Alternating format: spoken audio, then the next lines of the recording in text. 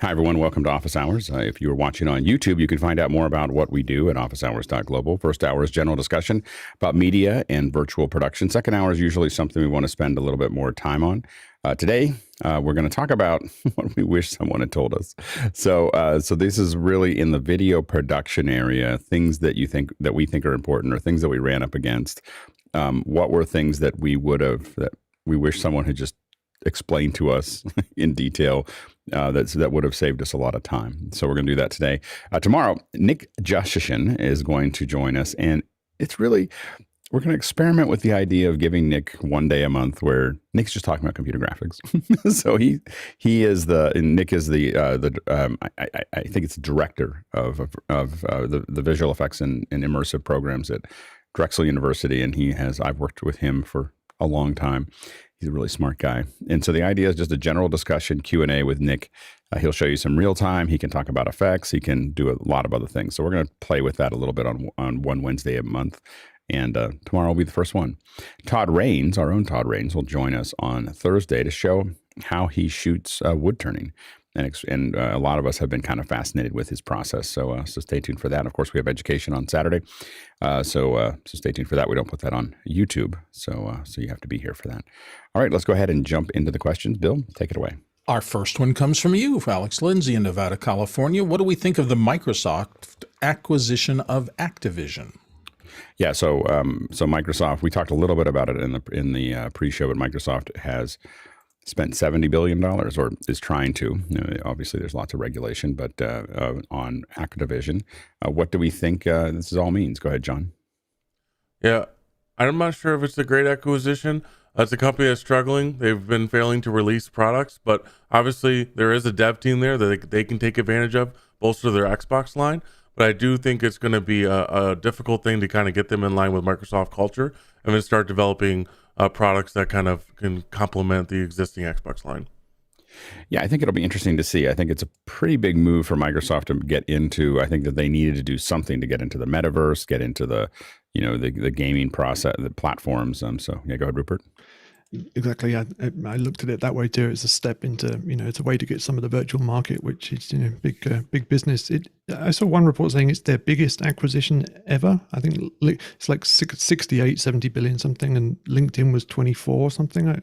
If it's true, it's the biggest one. It's interesting, but it's true. Activision. I mean, there are some reports that they've had some troubled times, and from what I've seen, Microsoft CEOs being quoted as saying that's definitely something they want to turn around. It seems. Yeah, no, I think it's probably one of the top acquisitions ever at that size. Go ahead, Sky. What I've observed in the last 20 years at Microsoft is a huge cultural shift. Satya has really given the culture of Microsoft, rather than being the frat house of my way or the highway, and we'll beat you within a pulp, beat window pulp, into a much more collaborative, expansive, creative experience, even inside within its own four walls. So I see this as again a big company buying another thing that knows what they're doing, and they're going to try to adopt into possibly there. And by the way, Xbox did get spun off into its own environment, and that has allowed that to be much more expansive, other than the cultural, Microsoft way. Yeah, go ahead, Bill. I don't know what their portfolio looks like, but I would think whenever I see an acquisition of that size and scope, I always think intellectual property. What does Activision hold that Microsoft wants? Human capital. Who does Activision have that they want? And whether or not they're really looking at a future play to steer the big battleship in a slightly different direction, because they see that what they do now has a time limit running on it. Yeah. So only time will tell, but I think it's probably it's good for both companies. I mean, this is a good purchase. I think that they're going to probably make a lot. Both of them will do probably pretty well. I think that Activision gets some structure and more resources, and Microsoft gets another cool thing to add to their quiver. Next question. Mitchell Hill from Wilmington, Delaware is up next. He says MixEffect is releasing a new version, 1.3.0 today, that features Fairlight audio enhancements. So it's more a statement than a question. Go ahead, Mitchell. Yeah, I apologize for that. A lot of people have been asking the question, when can we get more adjustment on the Fairlight audio adjustments within MixEffects? And Adam Tao, the developer, has been saying it's coming, and today it came. So now you're going to be able to make adjustments with audio EQ, dynamics, and the significance would be, what would you use that for? Well, it's just that it's a great Swiss Army knife for adjusting all kinds of parameters in ATEM. Yeah, I mean, what I will say is that MixEffect Pro changes the value of the ATEMs by 10x. Literally, it's revolutionized how we interact with the ATEMs, and so it's almost a must. You should consider the bundle. Like, you get an ATEM and then you get MixEffect Pro, and it runs on both the iPad and the M1. And I know Adam's dealing with a lot of the trials and tribulations of us using it on the M1 instead of the iPad, but he has been extremely flexible, and it's an incredible package. Go ahead, Jason. Well, it does so much more than that. I mean, the presets, for example, in SuperSource will now animate, which seems like a little thing until you realize just how handy it can be when you're cutting, between them and having to look at them on the fly. Yeah. There's a lot here. Yeah. I saw the update this morning, and I was very excited. Absolutely. Yeah. Next question. Comes from Rick Coombs in Columbia, Tennessee, and he says, we have a 10,000 ANSI lumens projector currently, but it's about 12 years old. Looking at replacing it with a laser projector, what kind of improvement would we notice? Go ahead, Noah. Yeah, there's going to be tons of improvement. I'll go down the list quickly here. So higher resolutions, right? Better blacks or darks, mostly because of some screen technology that's been improving. So they have screens that reject off-axis light. The bulb life will also be higher, right? Because you had older projectors, you had to replace the bulb every couple thousand hours, whereas like lasers tend to last 20,000 hours plus. The cooling system is going to be better and quieter, and it's also going to be smaller. But at 10,000 lumens, you're probably still looking at like pro level projectors. Go ahead, John. Yeah, I would just make sure you're looking at something that has a long life. Typically, LED projectors, you can't replace the bulb. And so whatever you're looking at, you want to make sure you're going to get the 5 to 7 years of useful life out of it, depending on how often you use it. And also just remember that depending on the laser projector, you need to make sure that there's a safety. You start thinking about the safety of the viewers. So people cannot walk in front of a laser projector where their line of sight where it could possibly go to their eyes. So, or should not. So you just need to make sure that if you're replacing something that is a regular projector with a laser projector, you need to make sure that it's not like a screen behind somebody where the front projection. You could do rear projection, you could get over their heads, but just make sure that there's not a place that an audience member could easily walk in front of it, because there is concern about eye damage. Next question. Next one comes from Noah Sargent in Fullerton, California, and he says, for NDI on a gigabit network, what's the max bandwidth or saturation you'd be comfortable with? Go ahead, Rupert. It can depend a little bit on exactly which kind of version of NDI you're using, but on the basis that NDI is typically about 100 meg across the network, if you're talking about a dedicated network over which you're not running anything else, I'd say, I'd be comfortable with like 6 feeds, 7 maybe, on there. So you're using 600-700 meg out of a gigabit connection. If it's fully managed and you've got end-to-end control, then visibility, you can do some QoS. You could push it a little bit more, but I'd still like to be in that 60-70% range, somewhere around there. Go ahead, John. Yeah, I'm right there with you, Rupert. 80% is my max ever. 60% is where I'm looking at increasing capacity. As soon as I hit that mark, I'm no longer at any point where I'm comfortable, and that's for networking, CPU, anything. It's remarkable how really across almost all of production, 40 to 60% is the right number. Your staffing, your power, your NDI, your bandwidth, everything that's the kind of the place that you want to be targeting. Next question. A. Mitchells in Washington, D.C. says, now that there's a box that allows VST directly into a Dante hardware workflow, how does that change things? I wish A. Mitchells would tell us what box that is. So, yeah, I'm not certain what box that A. Mitchells is referring to. I must have missed that release. But I think that being able to obviously be able to pass things in and out. I think a lot of us use other things for that type of thing. So X32 is I mean, you pass things through and apply processing to it and then send it back out. But yeah, it would be good if we had a little. I just don't know what the product is. So so yeah, go ahead, John. Yeah, I think it's the one released by Yamaha. They released a Okay. product that integrates VST into Dante. The biggest thing for me, if you're losing it for anything pro or live, is going to be the latency. And so that's all going to depend on which plugins you're using.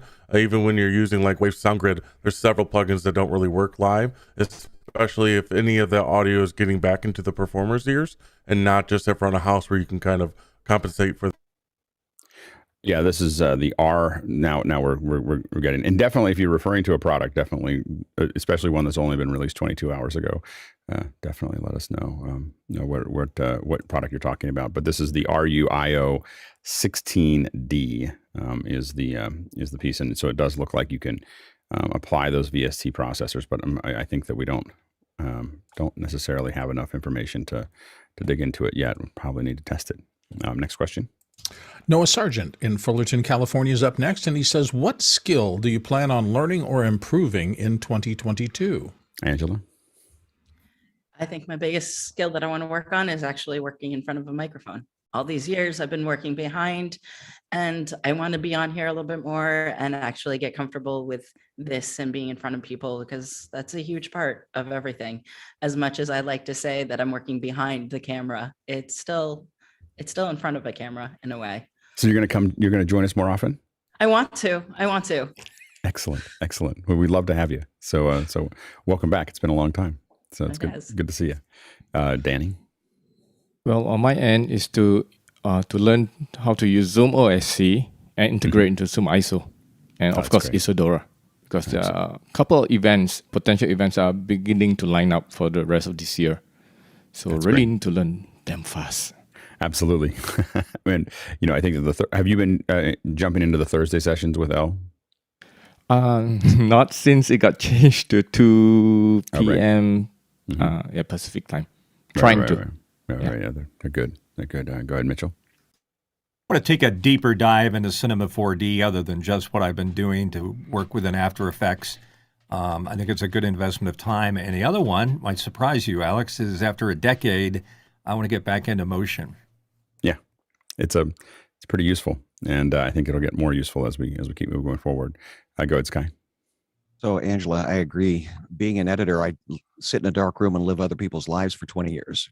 And so starting out in theater, I was very much in front of people. But yes, in 2022, I've got 3 different projects that I'm hoping to learn more about being a producer.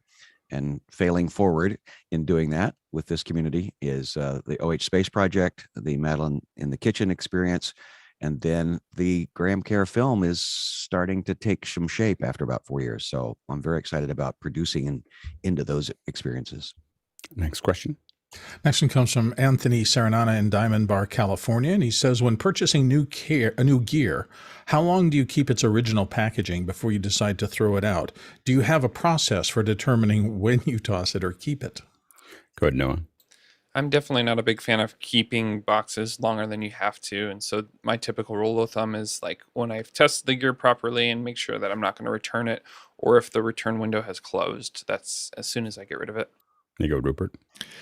On a commercial basis, it very rarely makes sense to hang on to that stuff. But if on a personal, if you're buying a large piece of equipment, high value piece of equipment personally, and you think you may want to resell it later, having the original packaging will just make it worth that a little bit more later.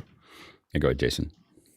I'm going to go with it depends. If it's an oddly shaped thing, something that's very difficult to mail, something that's very difficult to transport, like, for example, the newer IMAX, I will absolutely hang on to one of those boxes. I'll collapse it down as far as I possibly can, and then I will absolutely keep it. Also, the ATEM switchers are markedly, annoyingly, the full-sized ones are difficult to ship unless you really have a huge thing like a Pelican case dedicated.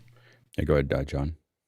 Yeah, I try to get rid of anything that I know I'm going to keep long term, just to keep rid of any clutter. But anything, again, resale value or original packaging, people care about that kind of things. Then I got the area in the basement that has a bunch of those packages still around. Mitchell? I'm convinced that all my ADB dongles for all the software I bought over the last 40 years is somehow going to be worth something somewhere, or as a trade-in value for my electric image for Cinema 4D or something like that. So I got them all. I think I ran across a couple electric image and Form Z dongles a couple months ago. I was like, I still have these. How do these even stay in my bag after all those moves? Anyway, for me, as soon as I can't return it, I put it in a place that I'm planning to break it down and get rid of it. But I usually sits there for a couple months as I get around to it. A lot of it has to do with how much I can throw away at a given time with the size of the thing. So, every Monday night or Tuesday, very early Tuesday morning, I'll check our trash dumpsters, and there's just usually things get thrown away when there's an empty week. Is usually when the huge push happens. Next question.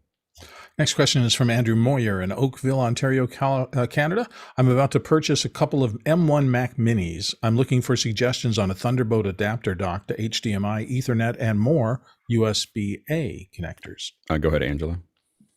We like our cable matters. We've gone through a few different brands and stuff, but we've been going with cable matters. They do fail. I mean, all adapters fail. If you make sure you buy an extra one if you need a couple, but those have been the most reliable that we've noticed. Yeah, go ahead, Danny. Just passing on a tip that I just learned through the office hours. After hours, a couple of weeks back. If you happen to use a monitor that you can rotate to portrait mode, right? What I learned is that you need to use a USB-C to HDMI cable, because when you use those display adapters, it can't seem to recognize the monitor that it has been turned to portrait. And there's no way you can adjust it somehow. Jason? Great question. The OWC Thunderbolt dock is now what they're calling their Thunderbolt dock that also has other Thunderbolt 3 ports in it. So you can take the 2 that are coming from your M1 Mac and get 3 out of it. From there, I would go with an OWC Travel Dock E, which also gives you the Ethernet, HDMI out, and a handful of USB-A. And this is not the OWC that fits the same form factor as the Mac Mini? No, that's not actually a dock. That's just a drive expander. I think it is a dock. I think it has a lot of those things in it. It's a drive expander, but I think it has a bunch of connectors in it as well. Go ahead, Mitchell.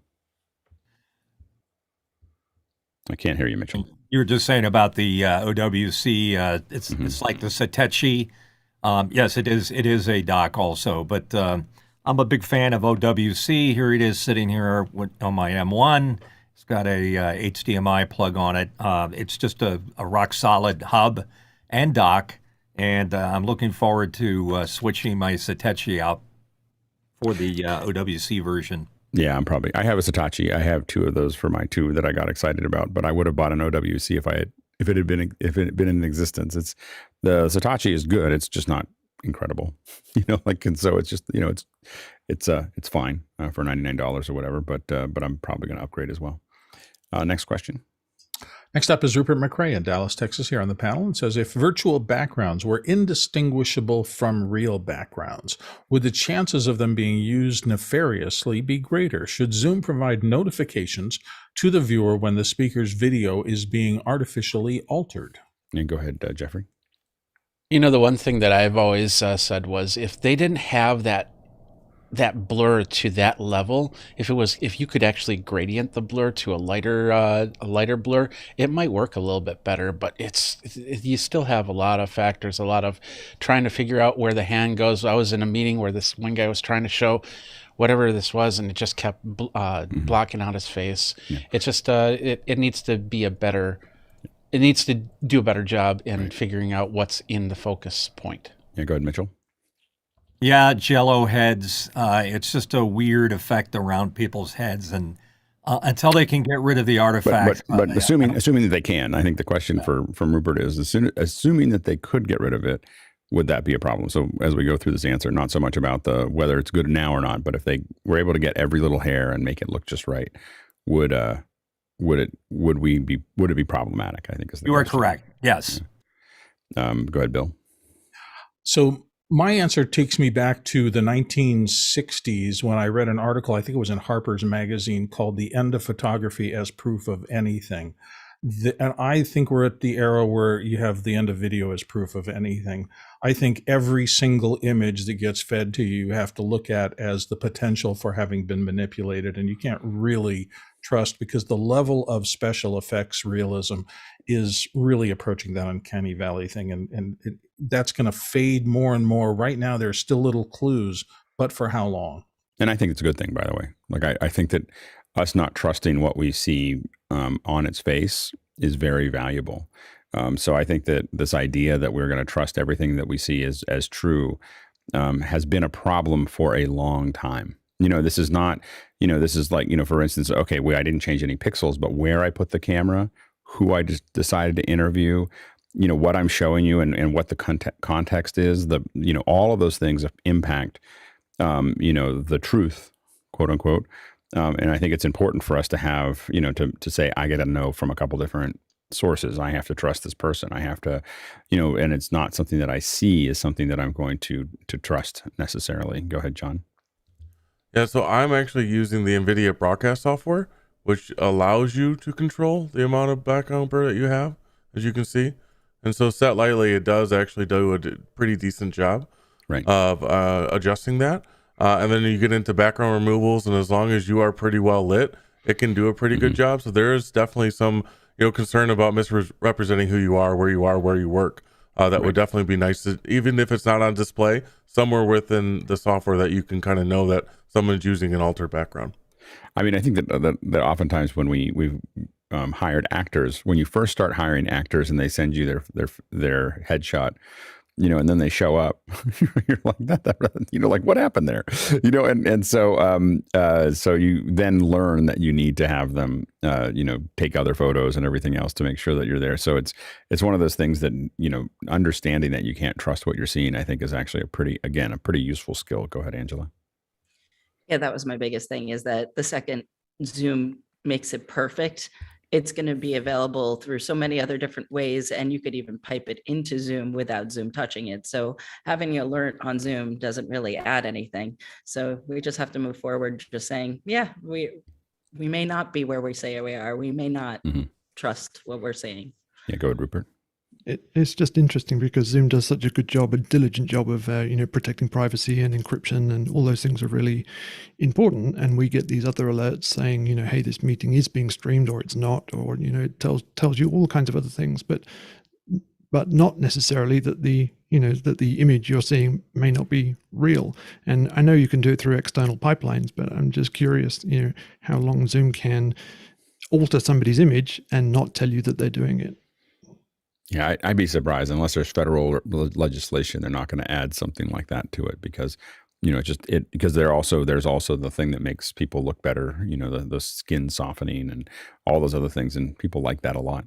So I don't think they necessarily want like a little dot or something showing up. So I think that's kind of the challenge there. Now, next question.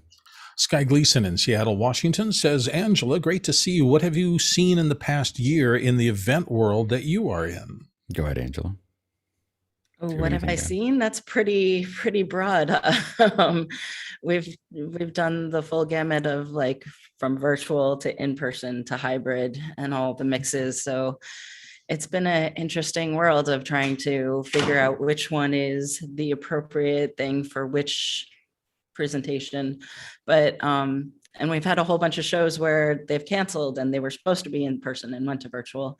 We actually were able to talk to one client and turn a ballroom into a TV studio and still have it be virtual, but all the participants were broadcasted from one place. And I thought that was like a good mix. So you could have your location, and if you could do it in person, you could still have that option. Yeah. But it's all depending on the project. Each one is different. Each one has different needs. So you walk in and you just go, okay, what's the goals? What do you need? Who's your audience? What do you need to say? Right. Absolutely. Next question. Nate Nicholson in Wake Forest, North Carolina says, what have the panel seen as far as lead times to acquire gear like Mac Minis, A10 Mini Extreme, Shure Wireless, and so forth? Go ahead, Jeffrey. So a lot of lead times for certain things is mostly just the rumor mill and being able to decipher what people see and hear from photos and things like that. So if a product has a good rumor mill, you'll be able to get some lead time as to what to get and what to expect in it. Like everybody, we've got the next Apple event. I think it's around February, March, and there's already speculation as to what we're going to see on that. But for me, it's when I do my planning, it's basically if I need it, then I start looking at it and start going down those rabbit holes to try and find what's going to be the next version of it. Yeah, go ahead, Jason. I very recently, without disclosing too many details, was putting in a very big order for a Shure MX series of, what are they called? The tiny little gooseneck mics, and 120 days for Shure, which was a big shame and kind of a bit of a shocker for me. But yeah, other than that, I don't know. We're seeing Blackmagic has navigated it fairly well as far as how they're handling it, but for audio equipment, we're seeing anywhere from 6 weeks to a year. Like it is and I think a lot of this has to do with the AKM fire that hasn't really been, no one's really recovered from. But for specifically for audio, the lead times keep continuing to just extend. If you think you need audio equipment, you need it now. And I'm really glad I bought it when I bought it because it's really hard to come by right now. Next question. James Babbitt in San Diego says, what type of display will be the optimum for Office Hours 2.0? Maybe a 4K big screen TV or the latest MacBook Pro M1 with an XDR display or a typical computer display? I mean, I think a typical computer display is fine. I mean, for watching it, I guess the question is for watching Office Hours 2.0, something that can do HDR. And really HDR10 is all you need, although I would never buy a display that had less than Vision. Vision or Vision IQ is what I would consider, table stakes for buying a large TV. But we're going to be streaming, at least in the short term, just to HDR10 to YouTube. So it's a simpler thing, and almost every monitor at this point made almost every TV we made will support that. But definitely look for that. I mean, things you want to, it's less of a type, but if you really want to see something that looks great, think about something that has at least 1,000 nits of constant brightness. So it can peak, and it might peak into 1600 or 1400. You'll definitely get something more out of anything that will support the HDR form, but something at 300 or 400 or 600 nits is going to be considerably darker. And so, getting 1,000 nits or higher in the TV or monitor will definitely look different, as we move down that path. Next question. Mitch Hill here on the panel from Wilmington, Delaware says IPMX is releasing a new open standards for AV over IP, very much like Newtek's NDI. Discuss. I don't think I am familiar enough with the new standard or IPMX. So it'll be interesting. Go ahead, Mitchell. Yeah, I just was reading this in a trade magazine, and I'm just very curious about the amount of these kind of standards coming out to replace NDI or supplement them. This company claims that it's an open standard that can be incorporated into new devices that are IP based and have 4K audio and video. It's a brave new world. It's just very mind-boggling to see all this stuff coming out. What's real, what's not. Yeah, I think it's just going to be the real challenge is, as you're kind of aligning just lots of different standards will make it hard to figure out which one to buy. Someone will hopefully, NDI right now has got a huge lead, and then in industrial size, 2110 is kind of this big machine kind of coming down the path. So newcomers in that area will have a hard time getting people to adopt, in my opinion, but they can try. Unless they have some secret to how they're going to expand, I think it's a hard market to crack at this moment. I think it's really, NDI, 2110, and then potentially whatever Blackmagic decides to do. Go ahead, Jeffrey. Yeah, and the biggest thing is right now that so many different companies have put NDI into their hardware. To put another standard in there, it might be problematic, even if it is open source, because then they have to figure out how to get that in there, or if they're going to go IPMX or NDI from there.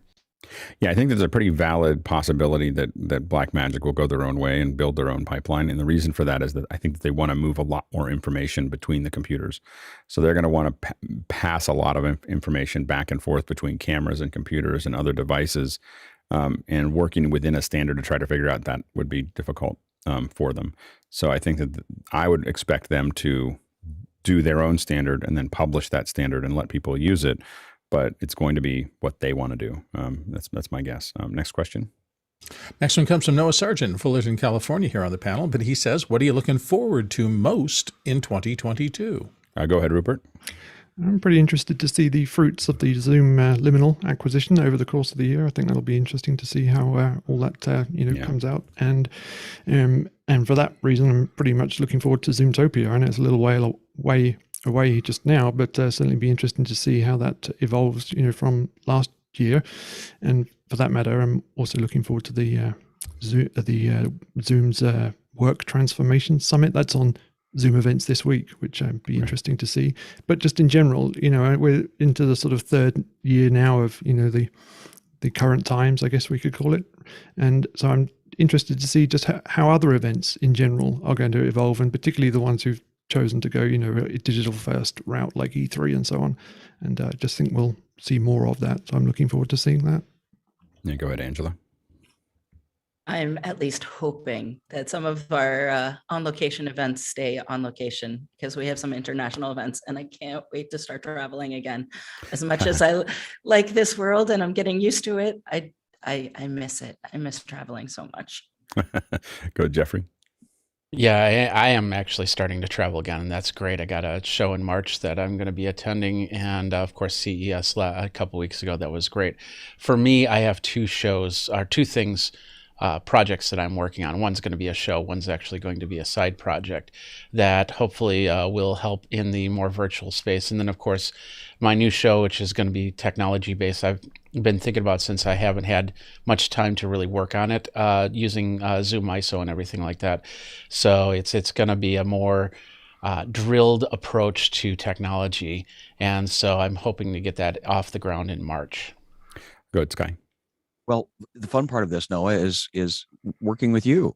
I'm really actually very excited about the OH Space project and the collaborative experience that project is bringing people together to do a thing that some know how to do, some don't know how to do, but we're learning all together.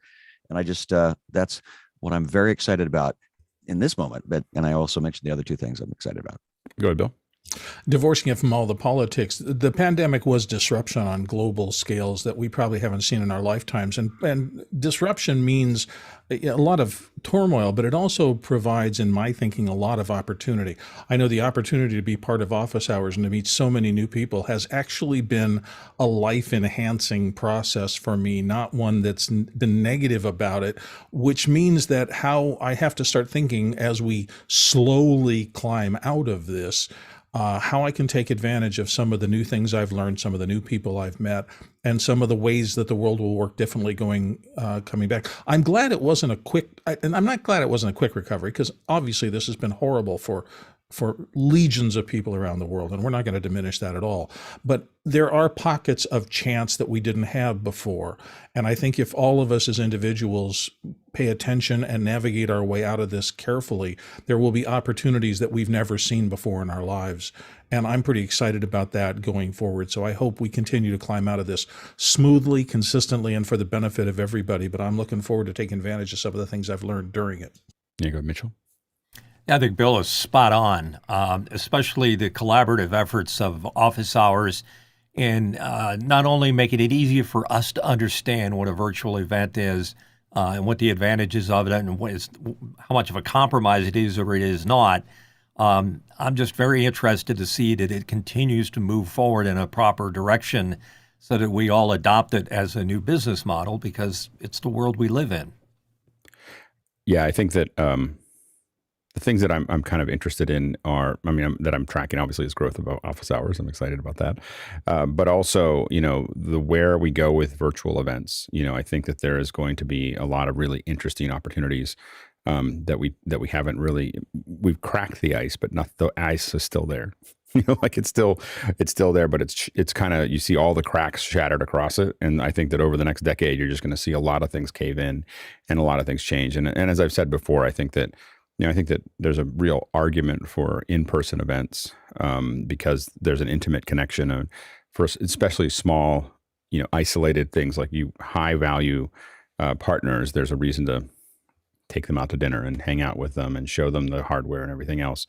But I think that pretty much there's going to be a point, my guess is that anything over about 300 people is going to eventually become digital.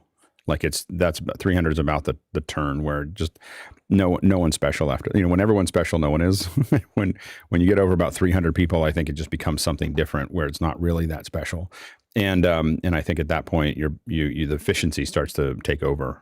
We're just seeing partners with the ROI is just huge on online events for them. And so they're just not, I think that's where we're going to kind of see that. And I think hybrids will fall away because they're worthless. And so I think that it'll be interesting to see how that goes. The other big thing is whether we see a lot more in AR. We see it keep leaking out, where we see little bits here, little bits there. One of the things that I think I talked about before was Amazon now, they've been working on this for years where they just model and model and model. And I happened to run across one over a couple of days ago where I opened it up and it asked, would you like to take this piece of furniture and put it in your room?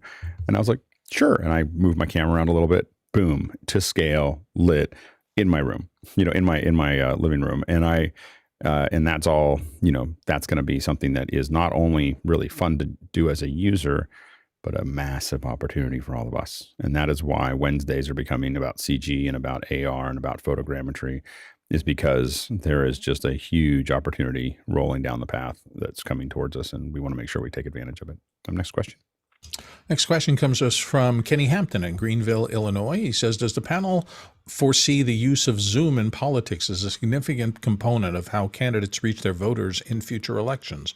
Taking the office hours model, this seems very powerful. What restrictions of use does Zoom employ? Go ahead, Rupert. Zoom have a pretty well published set of community standards and guidelines and things like that, and a process for reporting anything that's out of whack. So I'll post those links and leave it there. Go ahead, John. I just worry about the heroes behind the keyboard, or what you would say virtually that you want to say in person. It could lead to some very uncomfortable situations for candidates. I think the screening process will be a little different than maybe a town hall would be. Go ahead, Jeffrey. Yeah, it'd be perfect for cultured town halls, but if you're going to do like a debate or something like that, it goes just like what Alex has talked about in the past with having an ear in a politician's or a bug in a politician's ear. It might make people think that somebody's actually feeding them scripts. You put them in front of a camera like that, in front of a town hall, then they're asking themselves the question, well, who's behind that camera, feeding them the information that they need to hear? Go ahead, Angela. We actually had one teleprompter operator that became a senator or representative, I'm sorry. And I jumped on one of her Facebook Live shows, and it was all these mean people jumping in on about a topic that was totally not the topic. So I could see it want to be used, but I know she's moved away from using Facebook Live because of that scenario. She's like, it didn't get anything accomplished that she wanted to. Yeah, community management is the key to the operation, for a lot of this. And I think that there is Zoom and live streaming is already very heavily used in politics. So anyway, and a lot of that is actually not done in a way that you see it publicly. So a lot of these events, what a campaign will do is subdivide their constituency and then do individual streams to those constituents. So imagine, instead of doing one big live stream to all of their constituencies, what they're doing is, 20 a day to different constituencies. So just this one group, just this other group, and they have different surrogates So sometimes it's the candidate, sometimes it's their spouse or significant other, sometimes it's surrogates, and they're all doing these events across that, but you don't see it at all. So it's like those are part of vertical markets of mailing lists that they already have. They're people that they already know that are committed. A lot of times what they're using them for is to energize their core. So what you want to do, most campaigns since the 80s and really since Karl Rove have really focused on ignoring the middle and just energizing the core, because the core will basically affect the people around them, and they're the ones that you're sure are going to show up to vote. So that's changed a little bit with mail-in voting, but that is that a lot of their focus is the people who are going to talk to the people who are what we would consider the retail customer, being the voter. And so, but you're not really doing a lot. You do a little bit of live streaming for those retail customers, but what you're really doing is you are really pushing towards the people that are going to talk to them, keeping them energized, keeping them engaged, keeping them seeing the bigger picture. That's how these political engines are working now at the highest levels. And so, you can expect, like, a presidential campaign may produce, 30, 40, 50 streams a day sometimes, but a week, definitely. So 30, 40 streams a week that are going out. You just won't see any of them because they're all under the underground. And it's incredibly efficient, and so I think that, and no one talks about it. So, but the campaigns understand how to do that. And so a lot of them are doing that as going out to the public without having a group or someone that people have been already validated is a disaster for live streaming. You have to be able to kick people out. Like that's the way that you have the conversation. And again, remember that who you're really campaigning to is your core, and the people who are naysayers, they're never going to be the people who are naysayers, who are going to heckle you, are never going to vote for you. So just get them off the platform. I mean, I know that sounds really rough, but that's how you need to approach these. Is just, you don't need to have them in the meeting because they're not useful to you. To be totally cutthroat about it. And so it's just, how do you get rid of them so that you can have a quiet conversation with the folks that are really committed and the folks that are leaning your direction. So that's a lot of how those live streams work. If I was going to do something like that. Anyway, next question. Simon Ray is up next from Shrewsbury in the UK, and he says, if you had access to a team of software developers writing programs to help you with any aspect of production, what would be the first app you'd ask them to write? Go ahead, Mitchell. Let me see. Office Hours 2.0. It's being done. Yeah, slowly but surely. Go ahead, Jason. Alex's Sync app. The one you described to me months ago. We're close. We're close. Go ahead, Rupert. A reliable mute button interface for Zoom. That is just crazy. I think that for me, the audio AV sync is a big deal. Of figuring that out. I think that's probably the first thing that I would, and being able to do AV sync from the origin all the way to the end screen, I think is the piece that is hard to figure out, because there's so many places they can get off. And so I think that would be probably the first program I worked on as well. And we're working on it. Next question. Bo Cordell in Charleston, South Carolina is up next. He says, following up on Noah's NDI network saturation question, what are people using to monitor their local network bandwidth? Go ahead, John. So I'm using NetFlow, which is a Cisco protocol. I'm using a specific specific software called Scrutinizer, but there's several out there. Several free ones too, if you don't need any sort of long-term storage of it. I think even SolarWinds offers a free version of that, so you can get some good insights into what your network's doing and how much bandwidth is going and where it's going. Go ahead, Rupert. And just from a networking point of view, some pretty good dashboards just straight out of Ubiquity for the Unify stuff. Any managed switch will give you some stats, at a local level if you just sort of got a simple network. But the moment you get to scale or wanting end-to-end, then, something like the Unify is great. I've used the Meraki stuff at even bigger scale, and that's great too. The beauty there is if you're seeing a problem and you think you've got to the bottom of it, or you need a second opinion, you can call them and get a second pair of eyes on it. Yeah. Jason? Yeah, plus one again on the Ubiquity.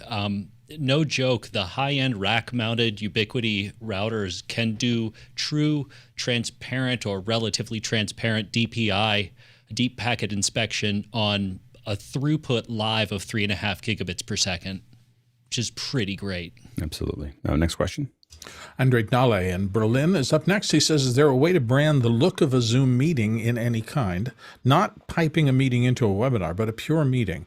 Or are there other Zoom client versions that allow this? Go ahead, Rupert. For meeting, kind of, sort of. I mean, you can do some stuff with immersive view, I suppose. In webinar, they have just released the webinar branding thing that allows you to set up a background image for your entire webinar. I think they're calling it Backsplash or something like that, but that is in webinar. It's still very client dependent though, because it's got to put that together at the client end on the client side. And so that's my 2 cents. Yeah, I mean, I think that the way we brand it, of course, is that we pull people out and have them interact and pump them back in. So the way we brand a lot of our Zoom events is to build, to take using Zoom ISO or to use individual machines, pull everybody out, actually build a show, and then put that back in as a single participant. And that you can get, now people are just watching a show, and you can still have interaction. People can still raise their hand and ask questions and interact with those folks. They're just not necessarily even grab them, as they're talking. So there's a lot of different ways that you can kind of interact with that effectively. Next question. Harold Eccles is asking how to stream live on Instagram, not from a smartphone, with a dual authentication account. Yellow Duck works only with one authentication, he notes. Go ahead, Jeffrey. Yeah, Instagram's been pretty instrumental in not having that work that way. I'm really surprised that Yellow Duck still has the functionality to stream to Instagram. But everything that's ever been written that you'd find up on GitHub or anything like that, that's all been taken down. And the only real practical way is what Alex will probably talk about in a second, where you take one phone to one screen and then shoot it that way, black out the corners and everything like that, so you can get the best picture possible. Yeah. I mean, the single authentication, we've used Yellow Duck. Here's what we always tell every client that wants to do this, is that this stream could end at any moment. Like if you're using anything that goes around Instagram, that someone at Instagram could push the button. Now, have they done that recently? No, probably not in the last 2 or 3 years. Have they actually turned it off? Because they finally, they kind of have tacitly understood that influencers and VIPs are using it. They're broadcasting into it, and they're unwilling to create waves, but they've also been unwilling to open it up. There's a lot of rumors. Every quarter we hear that Instagram's going to open up the infrastructure they finally given up, and they're going to allow RTMP, or they're going to allow something else, but they haven't done it. And a lot of that has to do with the attempt to keep everybody somewhere near an even playing field. So by not letting you have production equipment being sent into Instagram, it means that everyone kind of can only use their phone, or most people, 99.99% are only going to use their phone, which makes it all feel very accessible to the user. So that's the whole thought process behind all of these mobile only solutions. That said, most of them eventually break down. I think TikTok now I don't know if they have broken down, but I think I think they're breaking down to RTMP inputs. And so Instagram will probably follow at some point. Currently, the way we do it is the way we've done it for the last, I don't know, I think at this point it's like 6 or 7 years, that we have a high resolution monitor. We have a phone looking at that monitor. We put an intent, as Jeffrey said. We tent it up like a teleprompter, and we play it, and we dial everything in, and then play it out to the system. And we have found that in most environments, we can make that work, and you can't tell the difference, except that everything looks way better than it did before. So go ahead, Jeffrey. And if you do that, keep in mind, if you start putting lower thirds and other graphics and things that make it look like a switch for Instagram, might see it. No, they won't. That gives you, because they know whether you're orienting. Okay. Nope, because they know they know the origin. You're not breaking the TOS. If you can put lower thirds and graphics and everything else, and you're not breaking the TOS unless you're not using a phone. So if you're using a phone, as long as it orients, and what we've done to do that also is there's boxes you can buy on Alibaba they're basically Android phones, but they're HDMI in and HDMI out. So give me an HDMI camera, I'll send you out an HDMI monitor, and those are there. And the only reason we don't use those is because they've been a little unstable, and their form, the aspect ratio is weird. So those have been the things that we've been challenged with. But you can do anything you want to that screen as long as it's coming. It's, you know, not break the TOS as long as it's coming. Its origin is a phone, and or identified as a phone, and they can see that in the back end. So they, you know, it's only if you're manipulating their RTMP input. Next question.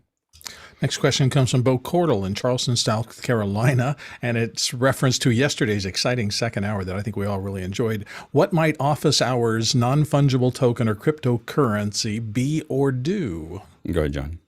So Elizabeth did a great job yesterday. I thanked her on LinkedIn as well. And Bo, I think you were watching that because you asked a couple of questions, and she started the conversations. There's all kinds of uses. I mean, we tried to do NFTs for lower Fenwicks last year, and we found out how much gas fees were. Now we're on the Polygon blockchain, and so there's other solutions coming.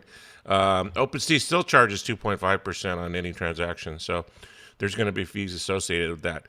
First, build the community, and then you can build a coin. The coin is all about marketing. There's tons and tons. There's probably 100,000 coins out there today, but you have to market that coin. So you build a community first, and then the coin comes later. Yeah, go ahead, Bill. 5 years ago, I would have dismissed all of this, but it's been astonishing to me, and I'm going to take it out of the cryptocurrency thing and put it into just tokenism and tracking. And I think of my Apple Watch, and I think of closing those silly rings. It pays nothing. You get maybe a little token that flips around on your watch, and there is absolutely no value to any of that, but it has changed behaviors for me in a very real way. Because if I look and I'm 30 or I'm even 2 minutes away from closing a ring, I will actually get up and go close it. And I understand intellectually that it is changing nothing for me. But because it's a metric and because I can see it and it changes if I do something, it actually changes my behavior. The psychological part of this is way more powerful than I ever expected it to be in that. And I'm suspecting that as people learn more about cryptocurrency and how to deploy it as ways to gently manipulate behavior, not in a way that punishes anybody, but just in a way that causes them to reach for achieving goals, I think it could have a very powerful effect on changing the way people think about value and things like that, particularly in volunteer organizations. The rabbi brought up some of those at the end of things. And I think all those kind of organizations that are looking for volunteers, the careful use of non-fungible tokens and things like that to just track behavior could turn out to be a very powerful thing. It is. Before we jump in, Noah, I will say I've thought about it a lot. I mean, I've thought about PixelCore 20 years ago. We built a digital token system that was designed to become a currency system into it 20 years ago. So I've been thinking about it for a long time. The real challenge that we have to kind of keep in mind with volunteer systems is that there is a value to volunteering, saying I'm doing this for nothing.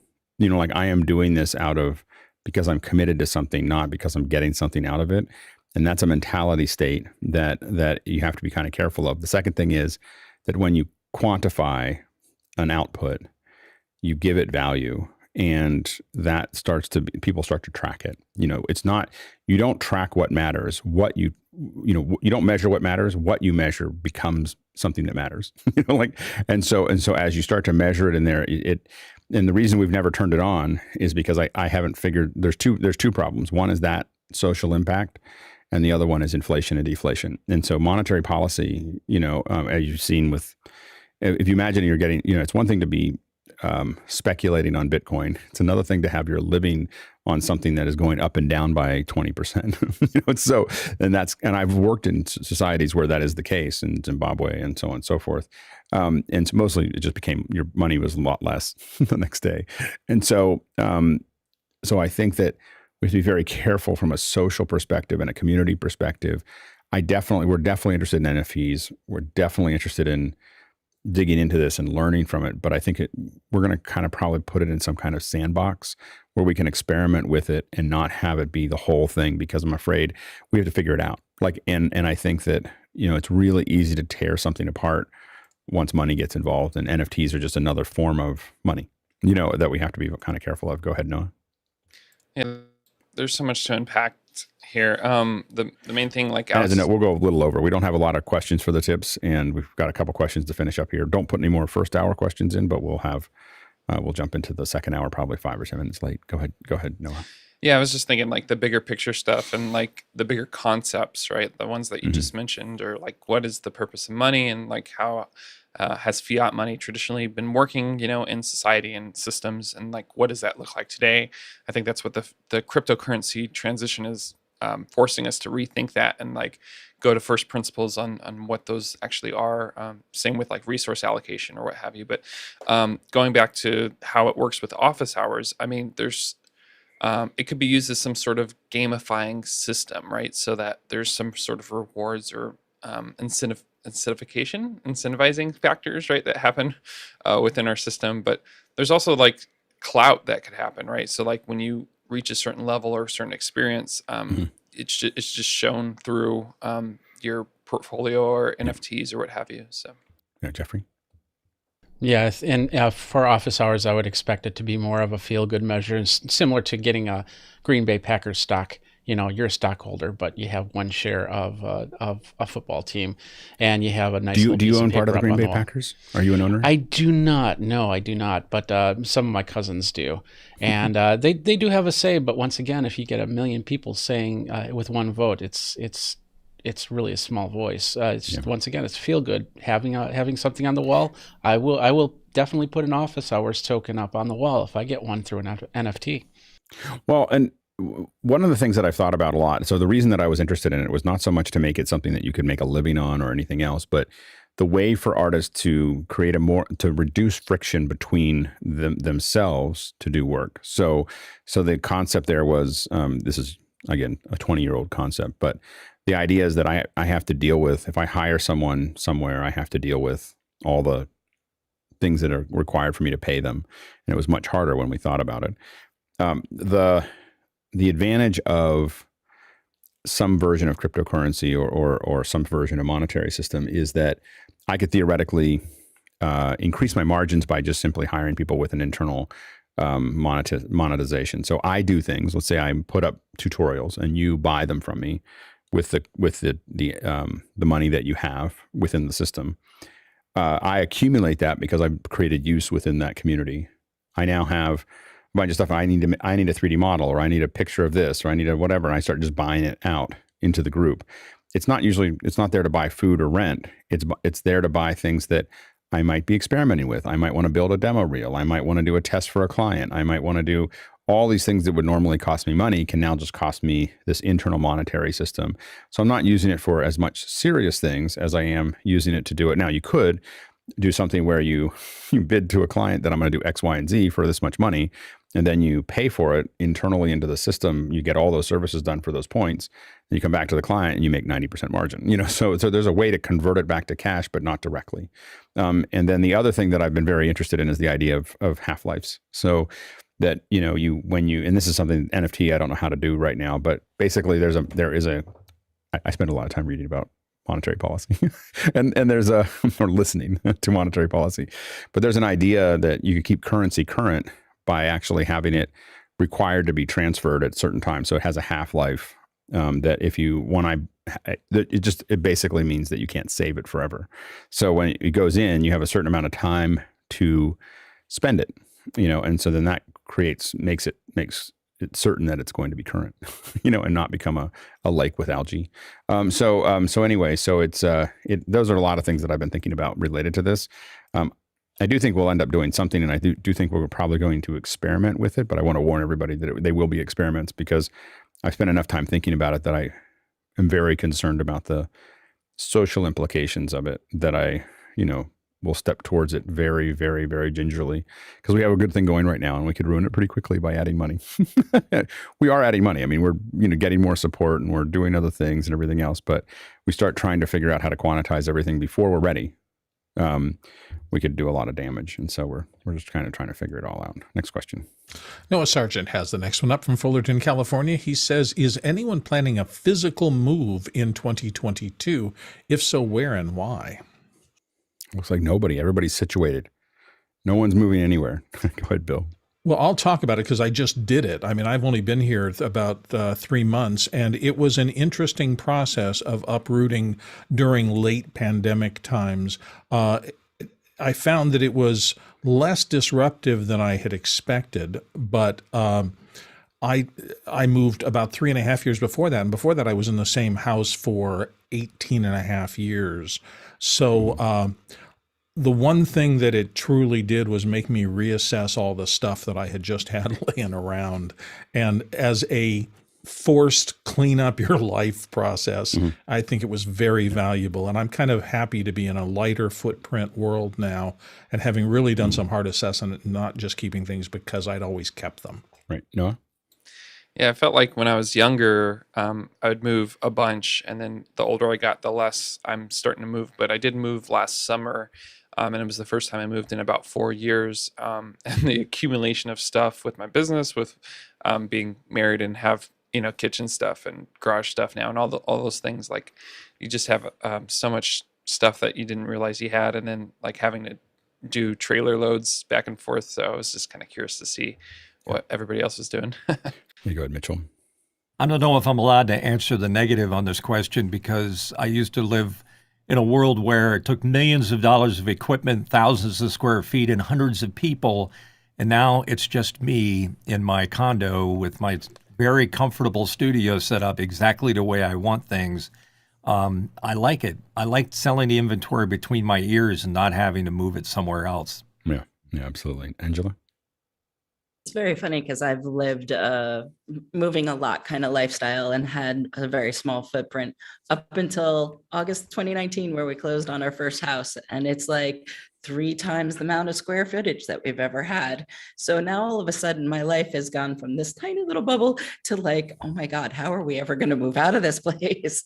And hopefully one day we get on the road. I want to become a digital nomad at some point, but that's a few years down the road. Yeah, I'm always planning to move to Africa, but it never actually happens. I on a slow moment, or if I need a break, I check house prices in Zimbabwe and Rwanda. Anyway, go ahead, Noah.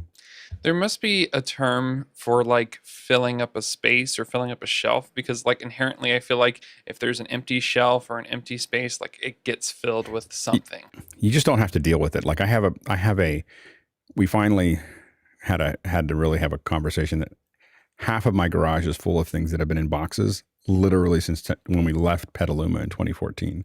And I'm like, it has been 8 years. We should probably not even open them. Like we should just have someone come and hand them the boxes and not even look inside them, because we might want to keep stuff and we shouldn't, because we haven't needed it for 8 years, like 8 years. And so I'm trying to make this case that we should just leave them taped, like literally don't even untape them, just throw them away. But we haven't gotten to that point yet. I'm sure there's some baby pictures in there somewhere. That's the advantage of digital. All those are floating around somewhere on a hard drive. You just got to make sure that the hard drive isn't in the box. All right, next question. Sky Gleason's up next from Seattle, Washington. Other than Wi-Fi and Bluetooth, what are some of the other wireless signals and what are they being used for? In-home security devices and so forth. Go ahead, Jason. Oh, what a great question. All right, off the top of my head, baby monitors, garage door openers, Z-Wave, Microsoft microwave-based devices like radar, Zigbee, wireless mics and speakers, RF modulators, car alarms, cordless phones. Yeah, a lot of stuff. Go ahead, John. I think Jason covered it all. John? You didn't even come close. It goes from 0 hertz all the way to 300 gigahertz. So there's a lot of energy floating around your head, Scott. Did they make a high resolution? Did they make a high resolution of that poster? Yeah, but I just got my ham. I just got my ham radio license, and all the good ones they charge like $35 for. Right. But there's a lot of energy out there, Sky. I would get a tinfoil hat if I was you. Next question. Heavy gauge tinfoil. Moving on, Noah Sargent in Fullerton, California says the house of worship has gotten messy with years of cabling, quick fixes, and so forth. We're planning on pulling everything out of the tech booth and rebuilding all the components. Any thoughts or tips before we start this? Go, Rupert. I think picking the right time will be important. You make sure you've got time to do it and time to put it all back together again. try and plan ahead with whatever cable management, like hardware or things you may need. Once you put it all back in, try and order that stuff ahead of time so you're equipped. Consider whether or not you want to document it, and with something like H2R Gear or some other tool to actually document what you need to put back in, or how you've done it once you've done it, and what labeling you're going to use. Now I'm just going to talk a little bit about dust, because it's going to be dusty back there. So there's a few ways I manage that. I'll get in there. I'd recommend getting in there. I use a shop vac with a long hose, and I have a remote control on the end of the hose, so I can get in there, and I keep the noisy part of the vac in a different room, and I can get in there and clear that dust out, because I don't like dust personally. So I'll get in there, do one pass, and get all the loose stuff. Another pass with the vac and the brush, and then another pass with the vac and a compressed air line to get all the dust free before I even start getting in there messing with it. And then, mask, whatever, good ventilation. And if I'm working behind the desks and, behind the consoles and stuff, I'll bring a couple of big floodlights in, because I just want to see what I'm doing. It's going to be dark back there. Just get plenty of light so you can see what you're doing. Go ahead, John. I think the biggest thing is plan for what the future looks like, and then maybe double it. Because what you don't want to do is do all this work, put all this work into cable management, and then put yourself into a position where you can't support what you're going to grow into next. So the better you can plan for that, the better you don't put yourself in a position when you're rebuilding this thing again in 3 years.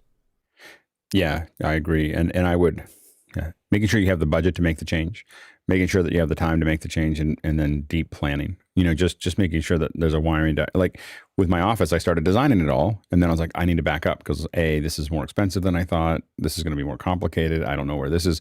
Give yourself the time, because I backed up and now I'm changing a bunch of things, which I'll show everyone in a episode sometime in the future.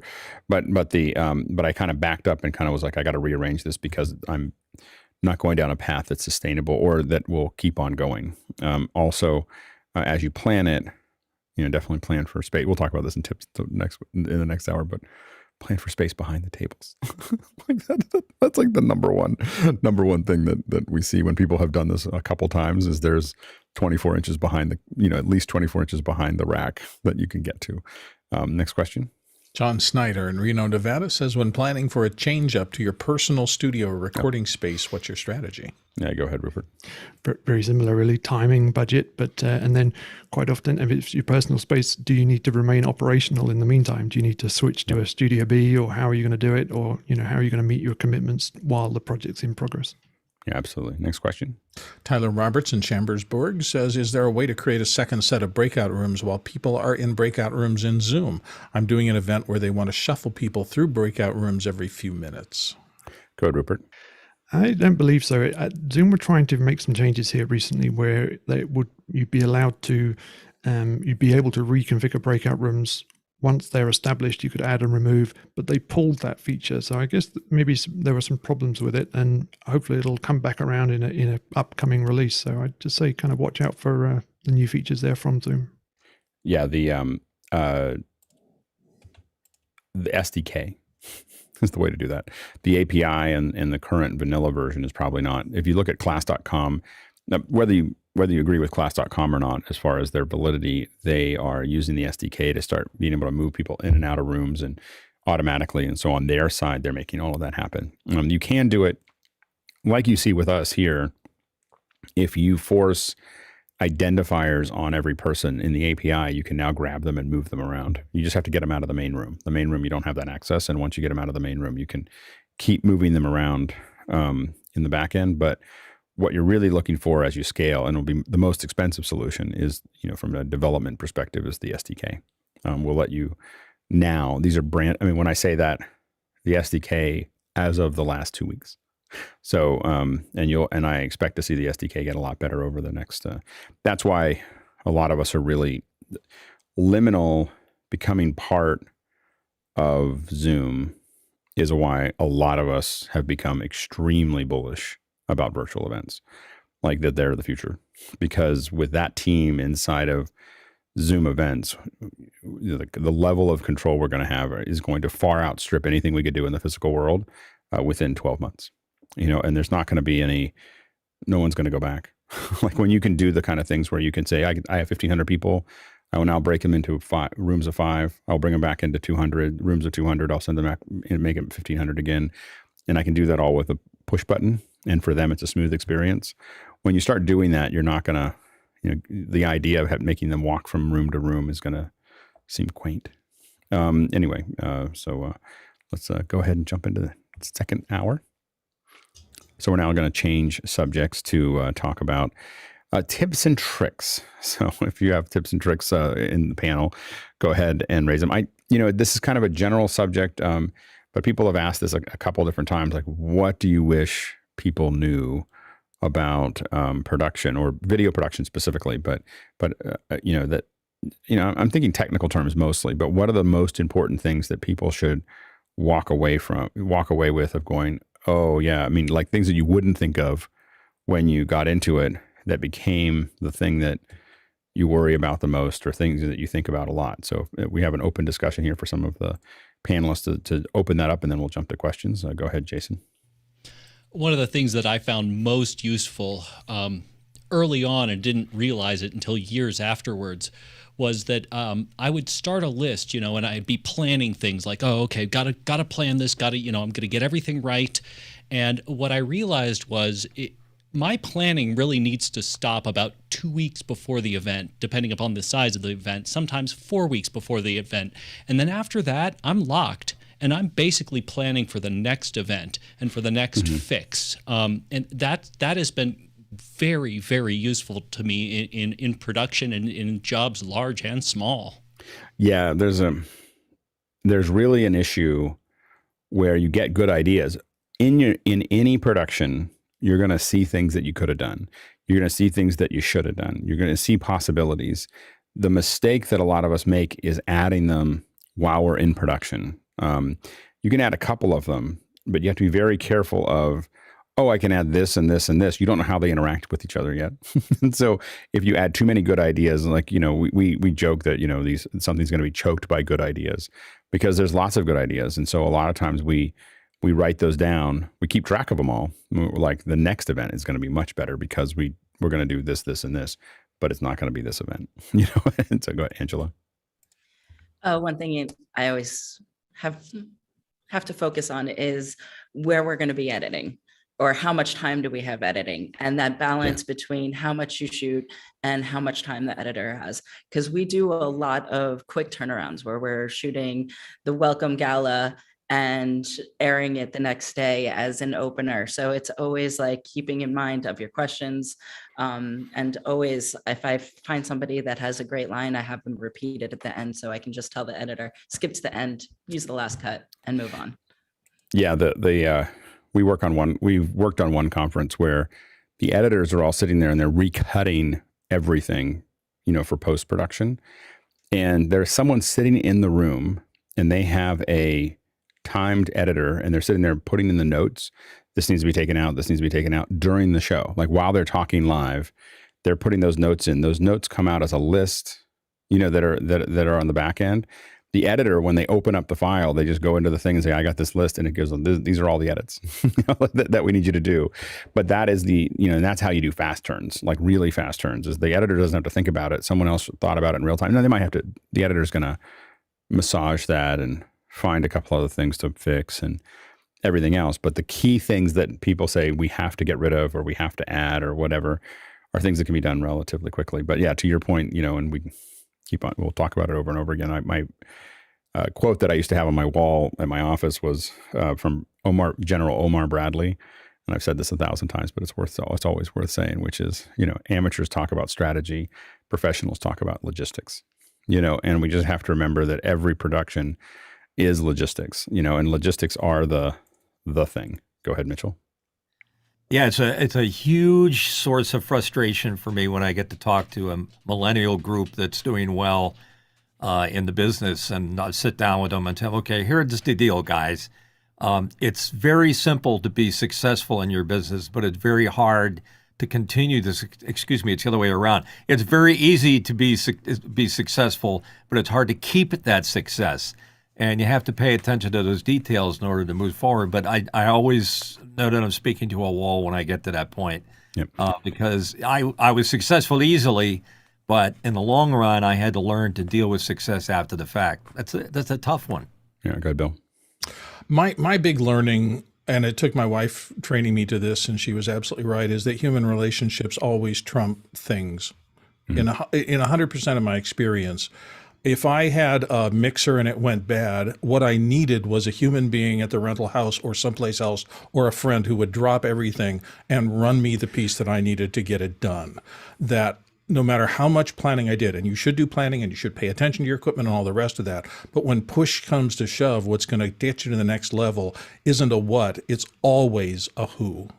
And when it comes to suppliers, I am very pattern oriented, so I use the same people over and over and over again. I use the same rental houses. I use the same, I go to the same stores to buy things because I slowly get to know everybody, and I know that that's going to buy me something down the road, and so I very much take care of that. So this is really a technical tip of, knowing who those folks are when you're interacting with them, making sure that you pay them on time and get all the stuff because you're going to get into a bind. I mean, I think that's the same. One of the things that no one tells you is you're going to go there and you're going to always think that you should have, all the gear and have everything working and everything else. And I have worked at every level of production, and there is always something that somebody forgot. There's always, we had one, where was it? The Democratic National Convention in 2012.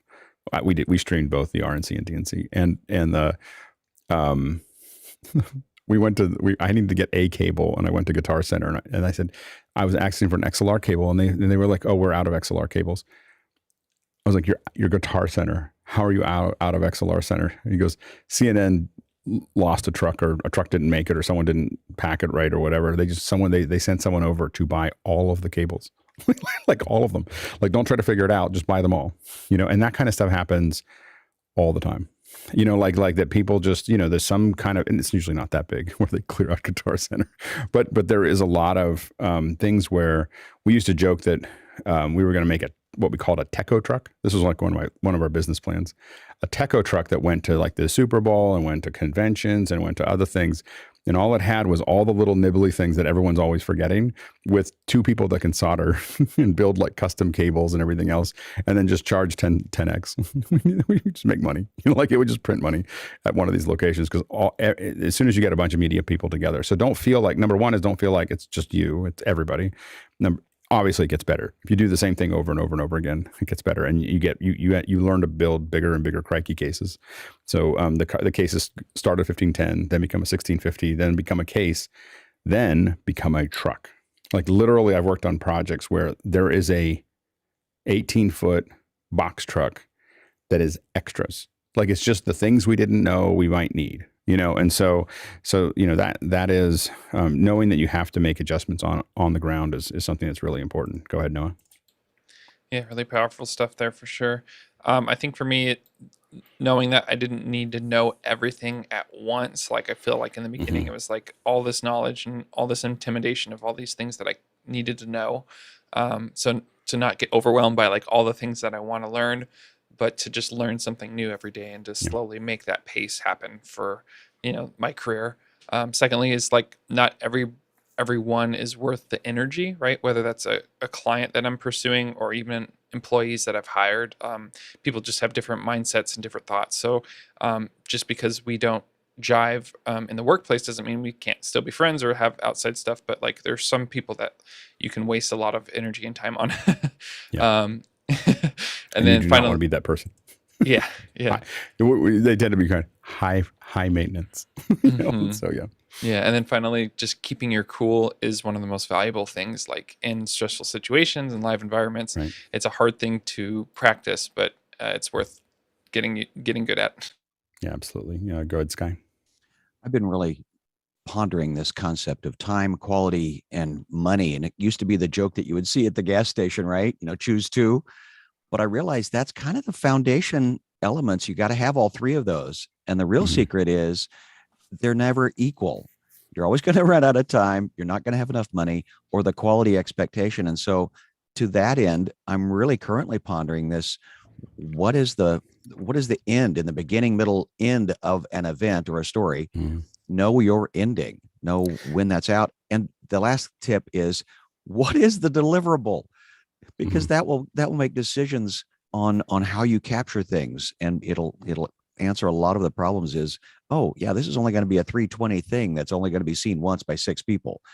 Yeah, there's you to your point, there's a balance that you always have to, there is practicality between, there's a perfect, and this was a hard part for me because I came from visual effects where we spent, I spent at one time I spent 9 weeks on 9 weeks on 235 frames.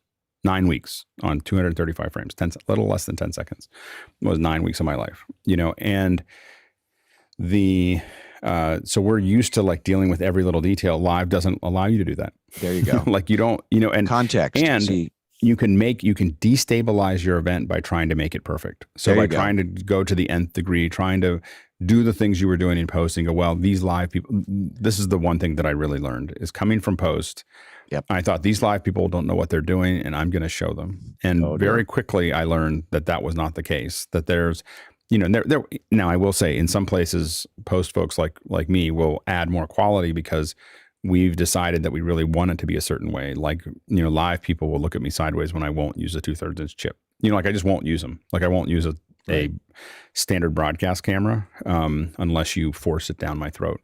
But otherwise I will go Super 35 or above. The only time I'll go to 2/3 is when I'm 75 feet away or more because it's just too hard to focus. But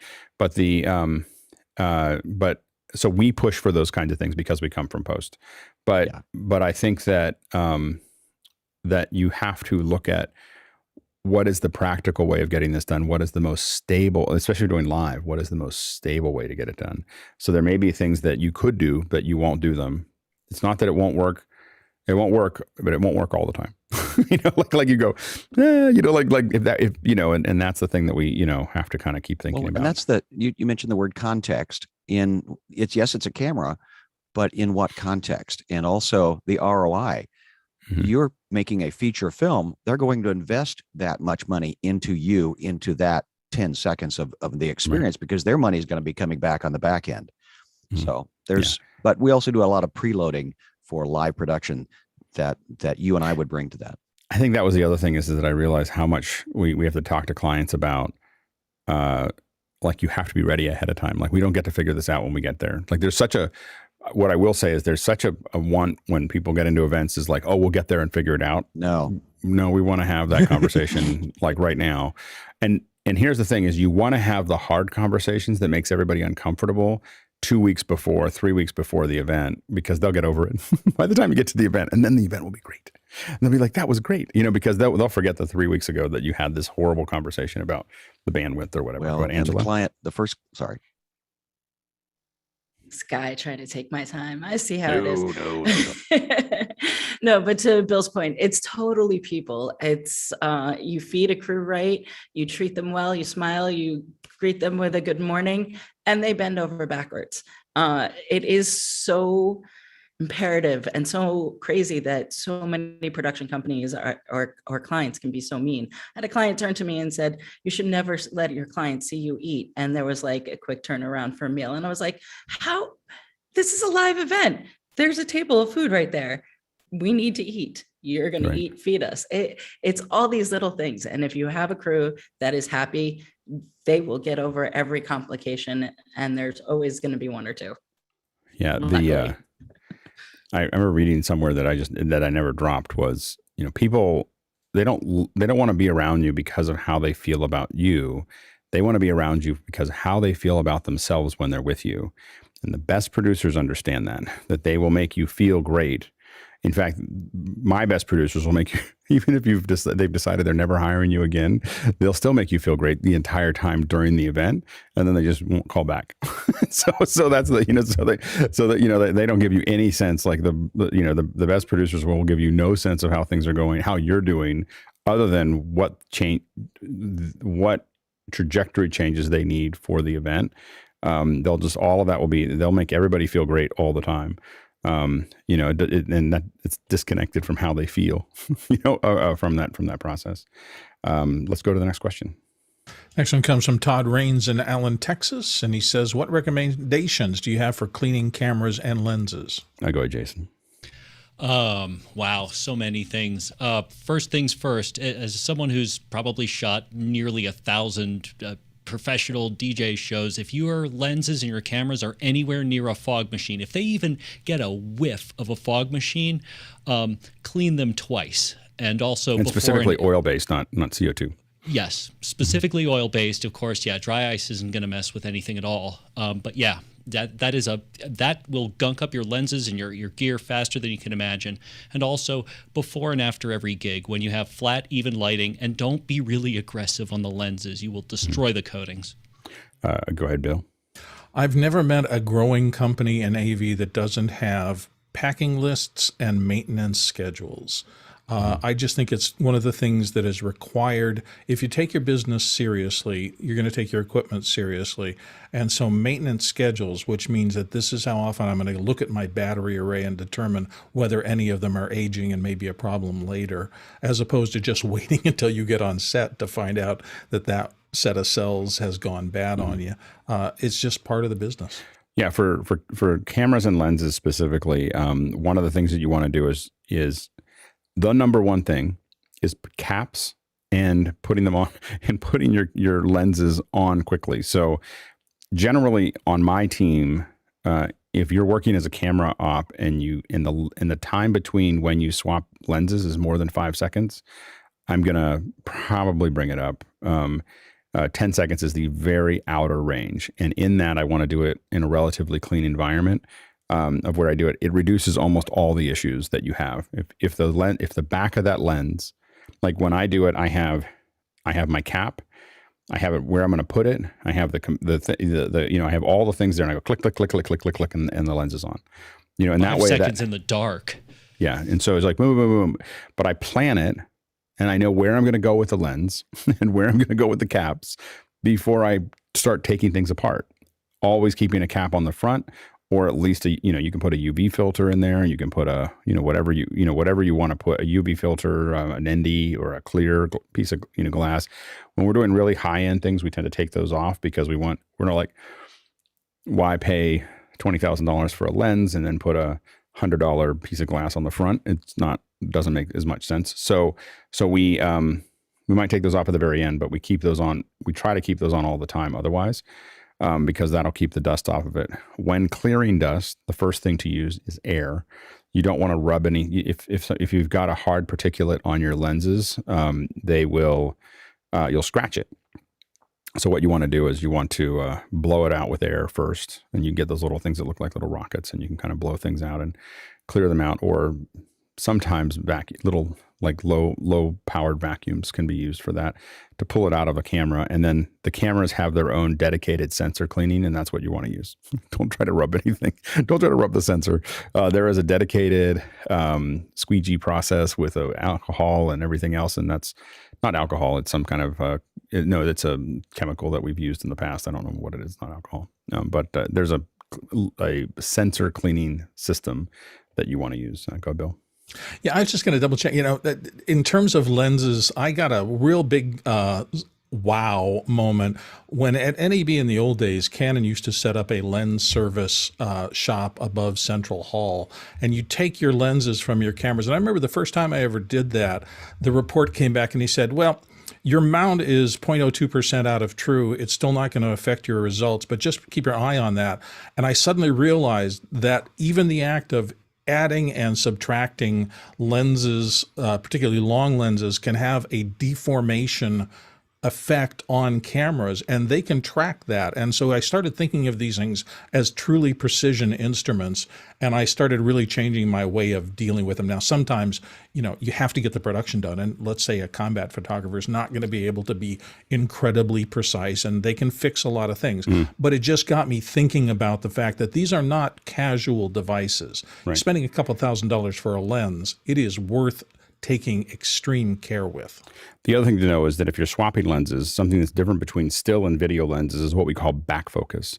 So when you're swapping those lenses in and out, and even in a change when you go from a cold environment to a dark to a hot environment, you can change the back focus. So on a film lens, there is a focus on the back of the lens and a focus on the front of the lens.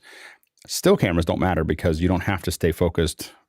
The reason that back focus makes a difference is you want to be focused when you're close up, And then when you pull back, you want that same place to stay in focus. With still cameras, it doesn't matter.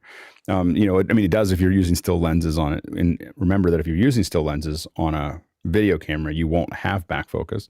So you're going to have this issue where you can't keep things in, you may not be able to keep things in focus. So you can't zoom in, get your focus, and zoom back out again.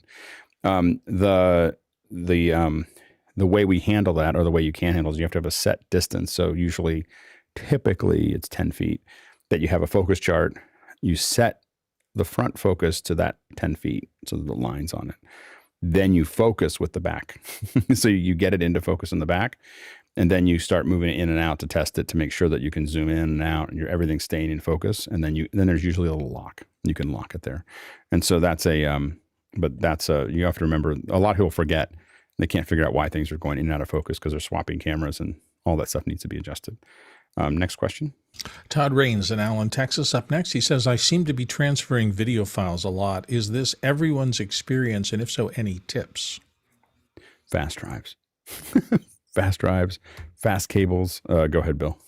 Absolutely. The fastest, both drive and just the entire signal path you can get is important. It's also important if these are valuable to you, that you use some sort of checksum things. There's a lot of programs that do that. But to make sure that every bit gets 100% transferred when you're making backups of files, and that nothing in the secondary copy that you're making will cause it to fail when you need that backup. Yeah, go ahead, Noah. Folder structures, naming conventions are very important so that you can stay organized and have the right file in the right place. I start with the year, so 2022 _month_day, depending on if I needed that specific, and then the description of the project, and then those go in separate folders as well. But then, I have footage, audio, project folders, graphics, all within there. And so I have a template that I basically just copy and paste every time. And I try to stay extremely organized so that everything is easy and transferable to my archive drives when I'm done. Yep, Sky.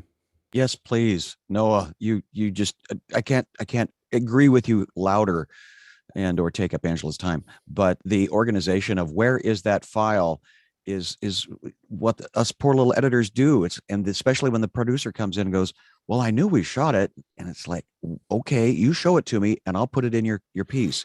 But yeah, organization and the DIT, why that person gets paid the least, I don't understand that at all. And one of the things I know is, as much as you can, have it named in the camera, so the camera is writing files that are, there. And also make sure that your camera's time of day is set correctly, whatever your recording device is. Time of days help a lot, and so having them off is a bummer. Go ahead, Angela. Also, just making sure you know what your edit stream is going to be. Like, we make sure we leave our site with a primary and a backup, and if it's going to be edited, it's on a different drive, and then it doesn't have to be transferred. It's just making sure you know what that file is doing and where it's going, so you don't have to move it a second or third time, just in case. Yeah, Bill.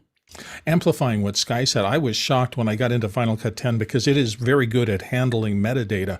And I was shocked once when I found out that the DSLR that I was shooting my video on, and the fact that I had put my name on that camera, reached all the way to YouTube when I looked at a file that I had uploaded. I mean, it literally transferred all that metadata through editing all the way out and branded me as the person who shot the video.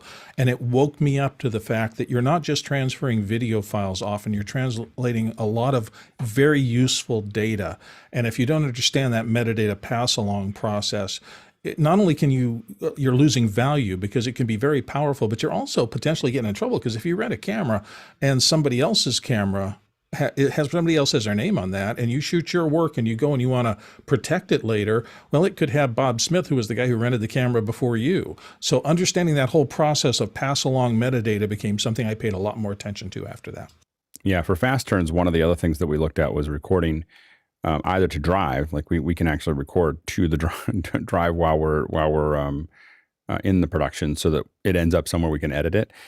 With some tools, like Softron makes a replay. It's a replay. Softron record. Anyway, we can record a growing file to Final Cut and Premiere, so that it's actually, we can load the file in while the event's still going, wait 5 minutes and start editing. So we just start cutting it out, and you can start cutting those things out while the show's going on. So you have a finished version at the end, minutes after the show or right after the show, you have the finished version. And the amount of time you wait to start editing is just because you want to get a little ahead and let them figure it out. But you can start it immediately in that growing file. In fact, there's cloud versions of this like Blackbird that will let you do that in the cloud and be publishing snippets, publishing whole pieces, all of those things can be all done in real time. So that's just something else to think about in that process. For fast turns in the past, when we're recording to something like HyperDex, and we had SSDs, Blackmagic makes an SSD rack or dock. We had 4 of them, and a lot of times we just stick them all in there, and we wouldn't even transfer it. Like if we were doing a fast turn, we literally just one little trick with cameras, by the way, is this is a little dangerous, but a lot of times we have to move really, really fast turns, and we will record all the cameras to like or T5s, and then we just plug all the cameras into a dock and start editing. And so we don't do any transfers at all. We just edit from those files and then output what we want. When we're done, we carefully move everything, but transfer them all to a drive can take, for some of these can take hours and hours and hours that you don't have. So being able to have a system by which you can connect a lot of those cameras to one computer, and you got to have the bus speed. There's a whole bunch of issues there related to that, but it can save you hours, especially. And when you're doing an overnight turn, you're going to really wish you had those 2.5 hours you were spending transferring. Next question. Todd Rains in Allen, Texas in the USA says, my studio is in my garage, insulated but still experiences temperature swings. Any issues with camera lenses in this type of environment? I go with Noah. Yeah, you want to think about a few things. The number one thing is humidity, right? So as your temperature changes, so might your humidity. So you just got to be careful because that could lead to molding, especially inside lenses specifically. The second thing I'll talk about is dust and particles, especially if you have oils or you store a car in that garage, you might have issues with that. So I'll give you some real touch points as well. So inside my house, I have these air filters, specifically my office. If it's not as conducive to your garage, there's also a second type of air filtration system that I use in my garage for when I'm doing woodworking or metalworking, that kind of thing. So those are things you might consider getting just to make sure that you can minimize the particles that are in the air. And then finally, if you could avoid using your large garage door, right, opening and closing that and just kind of keep it shut for most of the time when you can, that could also help with that. Hey, go ahead, Bill. Noah mentioned mold, which is a factor, but condensation also, specifically if you're shooting in really cold climes, you need to take your lenses out ahead of time and give them plenty of time to acclimate to what you're going to be shooting outdoors so that you don't end up with all sorts of internal condensation that can stop your shoot for hours sometimes. There you go, Sky. Yeah, that Bill, exactly the temperature change. Often if you carry your stuff in your car, then you take it inside or outside to get the temperature of the lens the same as wherever you're shooting, because that condensation can be a really cool effect if you want it, but maybe you don't. Yeah. And the challenge really is the more glass, the bigger the lens, the longer that takes. So we've had really big ingenue lenses that have to wait for hours to get acclimated. In some productions, we've actually paid people to sit outside with the lenses to let them acclimate, because we're like I was in Cambodia. We were, it's very humid and very warm as soon as we walk out. We have a very nice air conditioned hotel. And so you had to be outside for 2 hours before you could use those lenses. And so the lenses had to sit, and you don't want to just leave them unattended, so you have to find somewhere that they're going to be attended and sitting outside and acclimating to the space, generally in their own case or whatever, but they have to get to that temperature and stay at that temperature so that they don't pick up that condensation later. Next question. Noah Sargent, Fullerton's up next. And the comment or question here is MixEffects, MEs, and how multifunctional they are. I think that we need to do a second hour on MEs. So, but I think that in short, I think that, really understanding the power of MEs and why, because people look at these and go, why would you need more than 2? Why would you need more than 4? We run out of MEs at 4 all the time. like I love the Constellation, but we run out of MEs all the time because what you're not cutting for. People think of MEs like you're cutting for shows, but that's not really what the other MEs are used for. They're used for building elements that you're going to use in your show.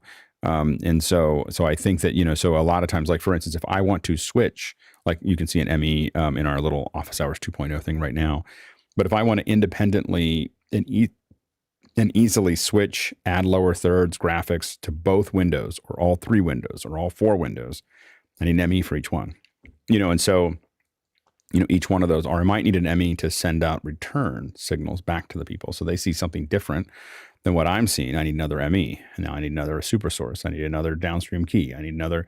So while you see these long lists of things, you can use them up pretty quickly. Now, and sometimes you are actually doing multiple shows, like a lot of TDs will be running a web stream and they'll be running the IMAG, and those are oftentimes on 2 different MEs.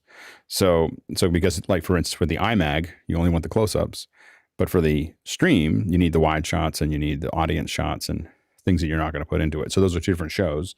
Usually what happens is the IMAG feeds into it. So there's an IMAG cut, and then you're just adding the other pieces. And sometimes that's on less expensive events, that's one person doing 2 different MEs.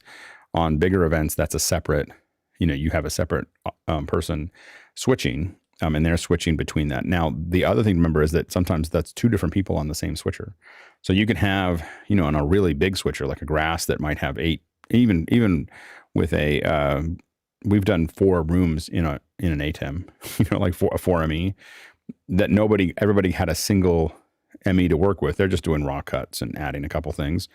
But everybody had everybody's controlling a different ME, and you just had to make sure everyone was really careful about, what they did. It was, not done by choice. So anyway, it was just what we had to do to make that work. Next question.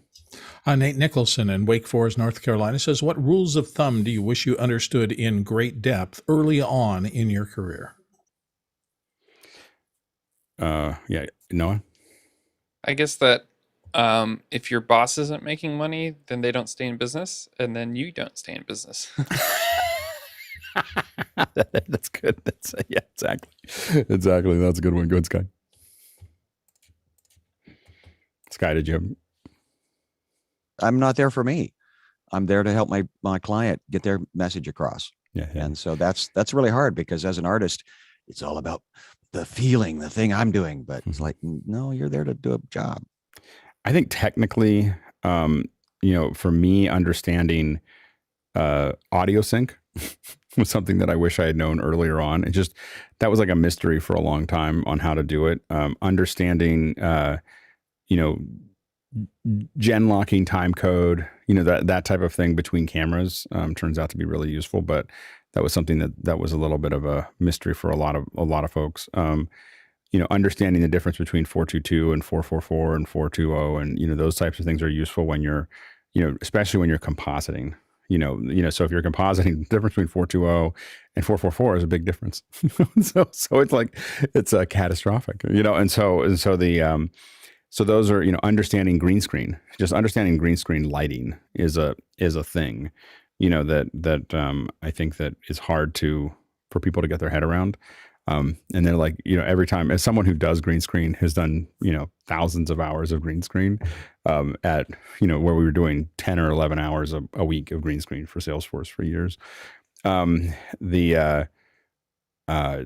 you see someone, they go, and I have this great green screen, and you look at it and you're like, like I wouldn't even bid on that screen. And they're like very excited about it. And you're like, I wouldn't bid on even keying that. Like I wouldn't put labor on that. And so understanding how that works and what it does, I think is useful. So yeah. Next question.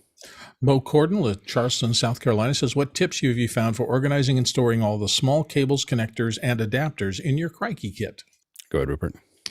So for a fixed environment here in the office, I just highly recommend these clear containers, because then you can really see what's in them. I don't stack them, because then you're unpacking stacks. So I like these, single rows of just containers you can see in, and I find it far easier than labeling. Just visually, to me, I can see what's in them as quickly as I could read a label. If I'm putting together a kit to go out on the road there. I mean, there's some like connectors and items that are just commodity items. You don't necessarily need to inventory them, but if you're taking your specialist adapters or more esoteric stuff out on the road, I like to make a list of that stuff so that when I come back, I know that I've got everything back that I took out.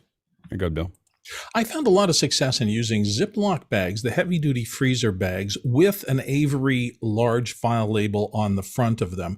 And the reason I like them is that if it's something like maybe a foot or 2 feet that you can coil up a little bit to make smaller, you will do that. Putting them inside the freezer bag means that they will not come out and intermingle with other similar length cables into a rat's nest that everybody hates.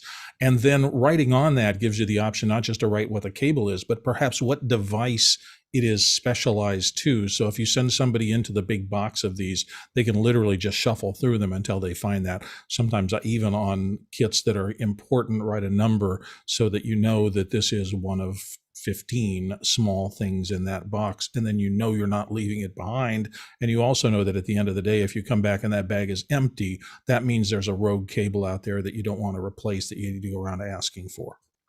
Yeah, I think that when it comes to plastic bags, I think the only thing that, if it's your kit, I think they are extremely efficient. I don't consider Ziploc bags client facing, so I won't use any Ziploc. I won't use any Ziploc. The thing to think about with your kit when you're organizing, if you're organizing your cables for yourself, it's one thing. If you're organizing it and you expect other people to see it, just know that everyone has decisions and they make value judgments about people based on how they store things. So like they really do. And so you want to think about that as well, because how you appear to everyone changes how they interact with you. And so I use a lot of metal mesh makeup bags for small ones. And I use Eagle Creek for a lot of the cube system. I've owned hundreds and hundreds of Eagle Creek bags because they have different sizes because they all kind of cube together and they're modular and you can kind of put lots and lots of different things in them. Go ahead, Noah. Mesh bags were also on my list. I have two other things. Velcro ties are a must on any sort of cable to keep it all from balling, and every single cable that I have either has one or is going to have one. And then in my garage, I wish I had a picture of it, but I have racks from Home Depot, but I put them all on wheels. So I added a layer underneath and a wooden platform. So basically I can wheel those in and out. When I move, I can wheel them with me.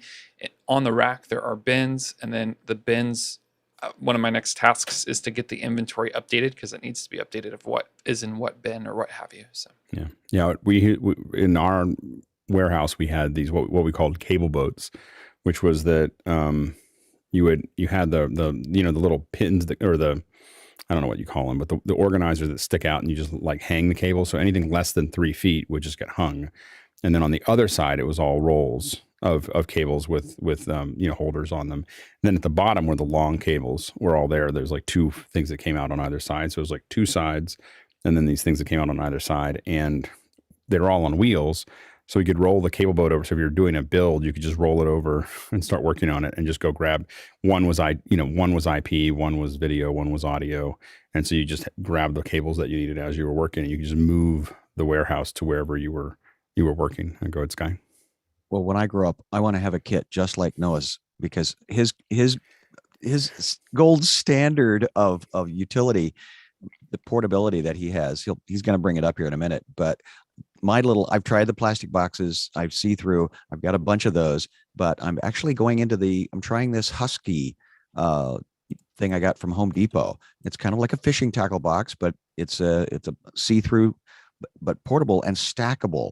So you can get like the milk crate to go on top of the fishing tackle box on top of the bigger box. So I'm going to try that. You go ahead, Angela. For my first personal travel kit, I have bags. They're not Ziploc bags, they're makeup bags, but everyone has a different style. So I know that the Zebra one has all my phone stuff and the other one has all the computer stuff. Make it very easily identifiable. So also when you're wrapping this stuff up, there isn't too much thought, because that's where the fall is when you're wrapping it and getting all packed up. If you shove it into a bag, it should be the right bag. Yeah, and having a list on the inside of Lists printed on the inside of the case are really nice to know what you had there. I was looking for it. We've talked about this. I've talked about it a bunch of times, but for larger Crikey kits, what we did is we would put a label. We put our logo label right next to the connector. Then we go out and put another logo label where we want to define the size of the roll. So when we match the two labels up, and then you go over under from there, all your cable sizes are all the same. What's more important is it means that the 25s fit inside the 50s, the 10s fit, or 10 or 15s fit inside the 25s. And so you can build a much more dense case. And the problem with it, the case gets really heavy because you're now just solid copper. But it also, when we did it, almost any new person that walked into our office and saw them on the wall would be like, how did you do that? Like it was always like, there's a point because anybody, you always knew that they had rolled cable when they see, tens or hundreds of cables that every size is exactly the same, and the key was not measuring it, but making it really easy. So all you gotta do is match those labels on the first one and then just keep going. And it's just, just an extra label that's just a little further out. It took us some time to figure out what the length was. There was a lot of arguments about what length each one should be. So that took a week. But then after that, it was odd because then you just from then on, every new cable, you set one next to it and you just match the two things and put it on, and then you're off to the races. Go ahead, Noah. Yeah, I wanted to show one more thing. So this is a makeup bag that was mentioned, but basically it's double-sided, and so I don't tend to use the zippers, but I basically for the smaller stuff, and I hang this on my wall in the office. But it tends to work pretty well. I got that tip from Joshio, a YouTuber. So. Nice, that's very good. Next question. Danny Law in Malaysia is up next. He says, is there a way to overcome EDID issues when connecting Macs through HDMI matrix switches? Danny, you have the 8x8, right? Yes. Yeah, we're both in the same. We're both in the same boat. It worked. So what I will tell you is if something on the other side, so like for instance, my Mac Minis weren't showing up, but when I had the 4-up, it would now see it. Like, so it won't see it if I just plug it. If it's not connected to something that's going to make a request, when you plug in the device, it will never see it. If it's plugged in and it's already routed, it appears to work for me anyway. But I will say too, but to minimize the trouble, I've used decimators. so I put decimators in, but I'm with you on the same problem. That is the number one problem with the 8x8 matrix is that it's not getting. My Macs won't come up with a monitor. Is that the problem you're having? Yeah, we found some sort of a way to trick the matrix feature. Mm-hmm. What we found is that through the web UI, right, there's a custom config on the 8x8. You replicate the EDID, and somehow it worked. Oh, I have to try that. I will admit, I have spent almost no time in the web. I opened it up when I first got it, and then just never opened it up. I just used the front panel to route things. Is there a lot of good tools in the 8x8 there? Not much. It's just that there was a trick that we discovered. Yeah. Just that one trick that made. And so are you plugging in something and then you're cloning that? Is that how that works? It's through the extreme ISO that we put on location, and then because of different multiple displays and projectors, on different scenarios, we need to route it through the 8x8. Right. So yeah, I will. I'm going to jump into that. So we may talk more about that because that's a great tip. Very good. Next question. Robert Soji in Los Angeles is up next. He says, for video, how often do you retire SD cards? Sky. Well, unfortunately, hopefully you're using them enough that you have to use, you abuse them. I usually lose them first. And unfortunately, not all SD cards are the same, and you have to have the different sizes and the throughputs and all of that. And so my acquisition has been because I keep changing cameras, and then I have to get a faster little chip that I can lose faster. Yeah, size and speed have been the reason that I've put them to pasture less than reliability. The one thing to remember, though, here's a little tip: is that your SSD that you got for your HyperDeck, SSDs are only designed to be inserted and removed 150 times, and so when you pop them in and pull them out and pop them in and pull them out, over time, they're not built for that. They were built to be a hard drive inside of an enclosure. They're not built to be used as a tape deck. So what we do is, generally we put dates on them, and then also how many events. And typically after the first 4 events, we would not get rid of them. I have stacks of them everywhere because we would decommission them for production. So a new client wouldn't get, their records would go on new ones, and then they would be used a couple times. Then they go in, and then we use them for storage and backup and testing. It's not like they went away, but we definitely did not keep using them because they will start to fail, over pressure, heat, reuse, reinsertion, those types of things. And they're much more fragile than your SD cards. Next question. Next one comes to us from Alton Christensen in Brooklyn, New York, and he says, tips on the option of choosing to create content live with all its issues or recording content to edit and present in a more polished way and potentially more engaging later. Go ahead, Noah. So the way I think of the contrast here is for live videos, you need the interactivity, right? So that's the primary reason or motivation behind wanting to go live or have that connection, whether that's chat or Q&A like we do, or something else that is very pertinent to the live immediacy of that. Most everything else, I would suggest going to an edited format where you can compress that knowledge and information, and you take out all the fluff and the fat so that it's a highly concentrated a bit of information. And so I'll also note that the longer you spend on office hours, the less issues you'll have with your live setup and streaming. Good, Sky. Amen to Well, I think the question sometimes is, which is cheaper?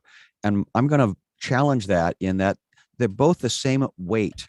If you do a late night or football game, like Sunday Night Football, it's the pre-production. There's weeks of time and effort, energy that go into that one event that happened in that moment at that time. If you're doing a feature film, you do all of that production and then you put all that effort, energy on the back end. And I really observed this in Ice Road Truckers and Deadliest Catch that I got to work on, is the amount of effort at the beginning they took. We just had to boil it down into a 48-minute story.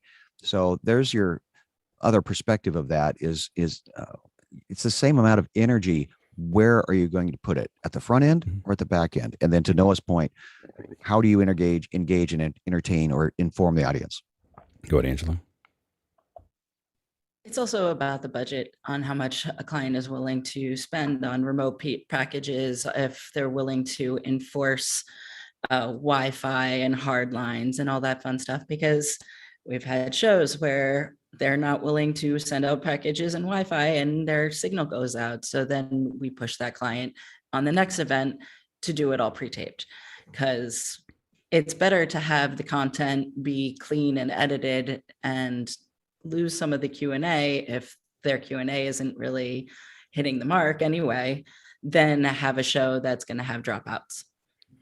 No, I agree. I agree with that. I think that when people talk to us about it, again, the interactivity is important. The number one thing that drives average view time is people asking questions.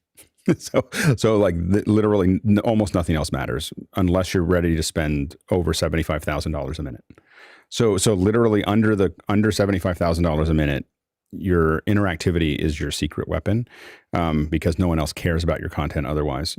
So the main thing is that if you're going to, I don't even recommend doing a live play out of a record. I mean, we'll usually push people against that.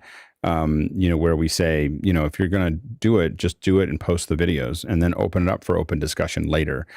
Lectures were never very good. Probably for the last 2,000 years, they were okay. And that was the best we could do. We can do a lot better now. And so I think that, we don't have to watch lectures. Like within 10 years, no one's going to do a lecture. Like where you have slides with a bunch of words and you're talking over it for 30 minutes, that format is dead. Like it's dead. It's a dead format walking. And so we still have clients that ask for it. And I don't say it quite that flat. So I said, because it's more of chernical. I'll do whatever you want me to do, but it's a horrible format to watch. And the reason we know that is because we did eye tracking 10 years ago and we watched how quickly slides, people are going to stop watching after 60 to 90 seconds. And so after that, it doesn't matter like what you're posting there.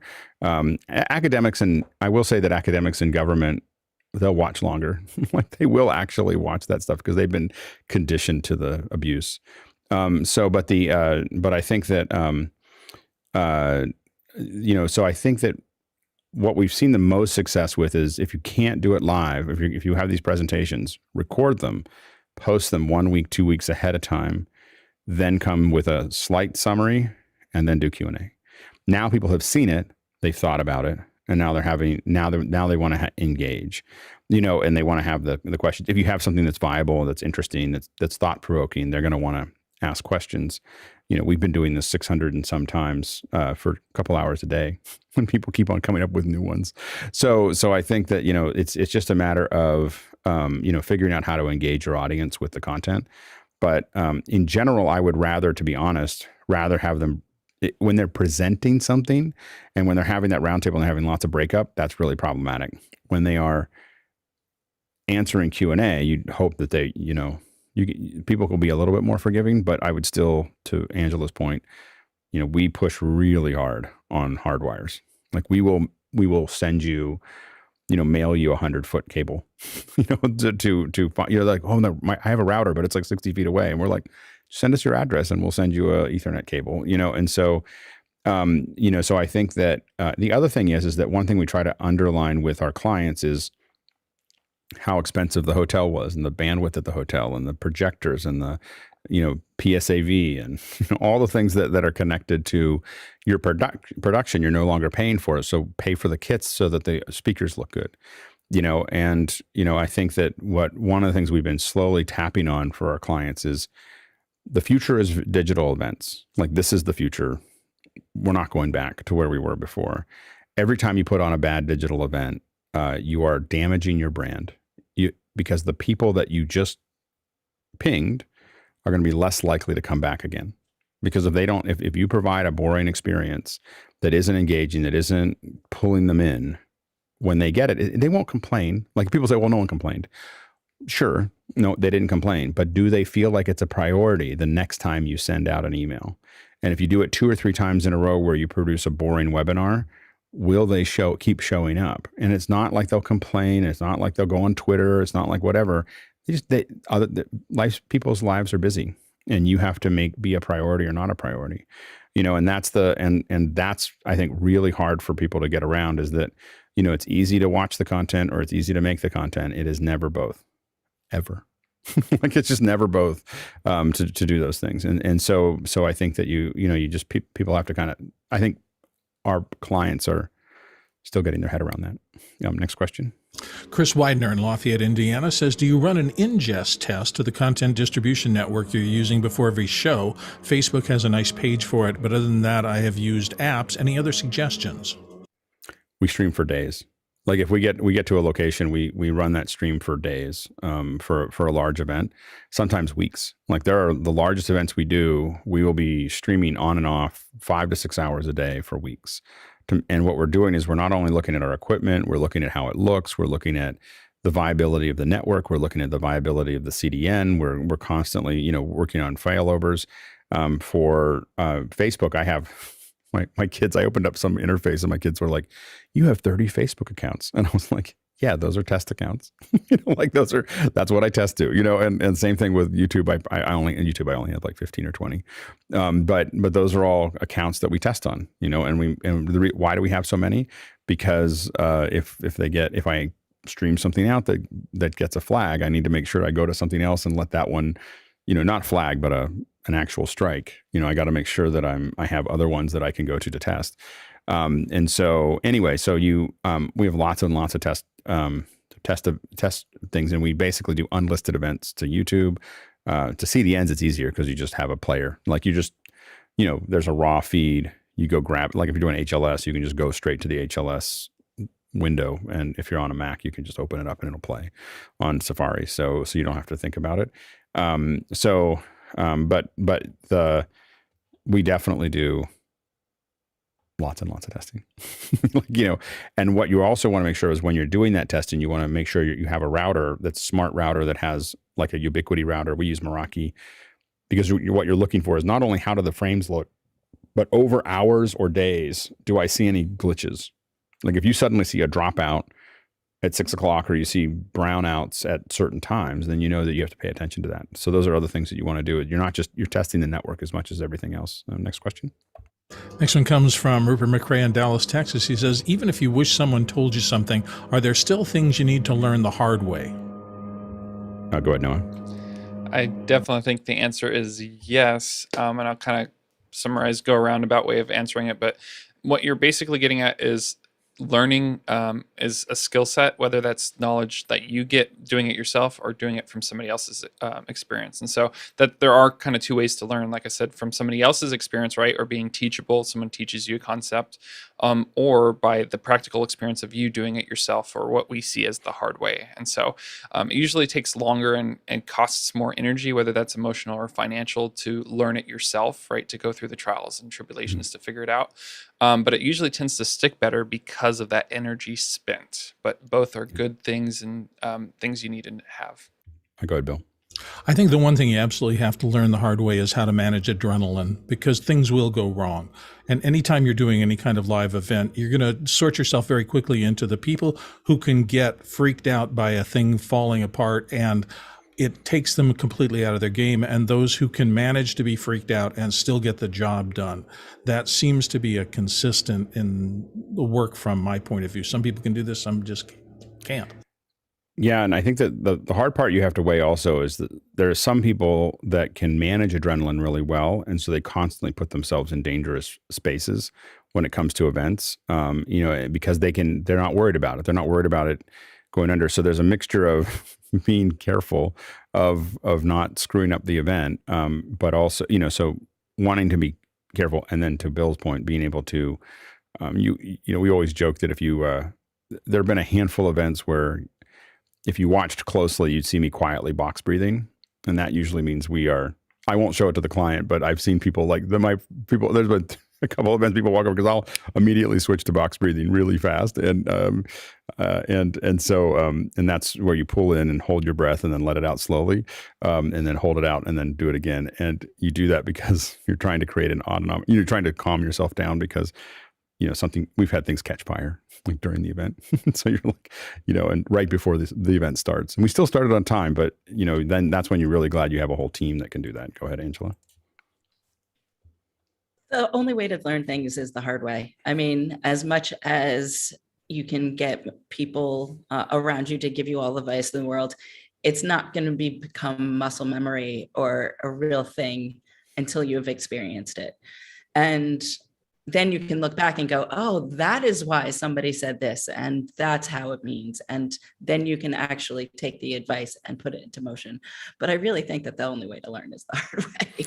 Yeah. I think about it a lot. Like if you work out to failure.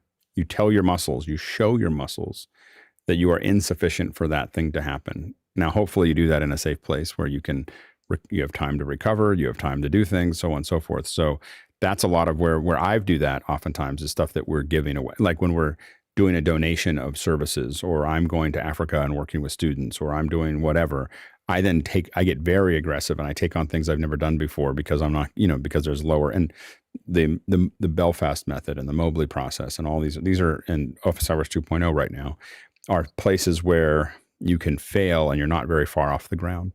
So you can fail in the simulator without actually crashing and losing, the manifest. So I think that those are things that, those are key things, is finding places where you can stretch yourself, finding places where you can experiment and fail. What's interesting is that it is important to have an accountability, like somebody is expecting it. Like you can go out and play in the lab and play, figure things out. That's not, you get better.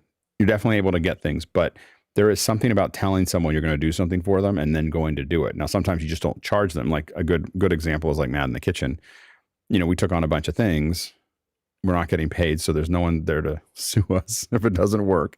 And, we definitely had things that worked. We had things that didn't work. We had things that didn't work very well. We wouldn't learn the same things by just playing around with cooking. We learned them and we picked things up And we developed processes because there was a time that it had to happen. There were people watching. There were people that were accountable to. There were other people that were making decisions that we wouldn't make. There were all these other things, and those pressed us into a hole where we learned a lot. And so it's important to put yourself in those positions as often as you can, especially if things are slow. You always want to, my whole thing is just stay busy. Just keep doing productions, get paid when you can get paid, but keep doing them so that you keep on sharpening your sword. Next question. Nate Nicholson in Wake Forest, North Carolina has what I think is our last one. He says, what pithy sayings do you keep around to help you remember to do something correctly? Example, mics have spikes to keep audio signal flow straight. Go ahead, John. In college in the 80s, we were taught a mnemonic for the resistor color code that can't be set on office hours because it's a clean show. So the unfortunate thing about that is they don't use resistor color code on surface mount resistors anymore. Right. Go ahead, Sky. Okay, Alex, for the record, he's asking for a quote. So this is a freebie. I get to say, who's your audience and what do you expect them to do? Because without your audience, there's no reason to do any of this. So that's my mantra. I was trying to think of some more like the resistor code, but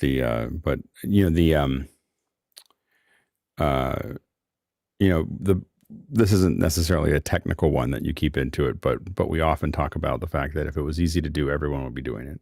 Like anytime someone complains about something on set or even in a production, you're like, well, if it was easy, everyone would be doing it, and that we wouldn't need you anymore. We usually don't end it with that, but that's the implied. If it doesn't kill you, it makes you stronger. Is that a good one? Yeah. We try to keep that one out because it's but yeah, I think that, and again, I think that it's all.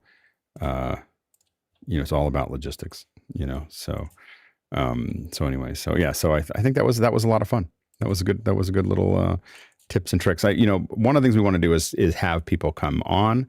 We want to have talk about highly technical things, but I think that backing up and having some of these general conversations is going to be something as we go into 2.0 that we do try to do at least once a month, where we just kind of chat through it. We've got a lot of new people. I just learned something from Danny that I'm going to go run off and try in the next couple days. I think I realized I underestimated the web interface.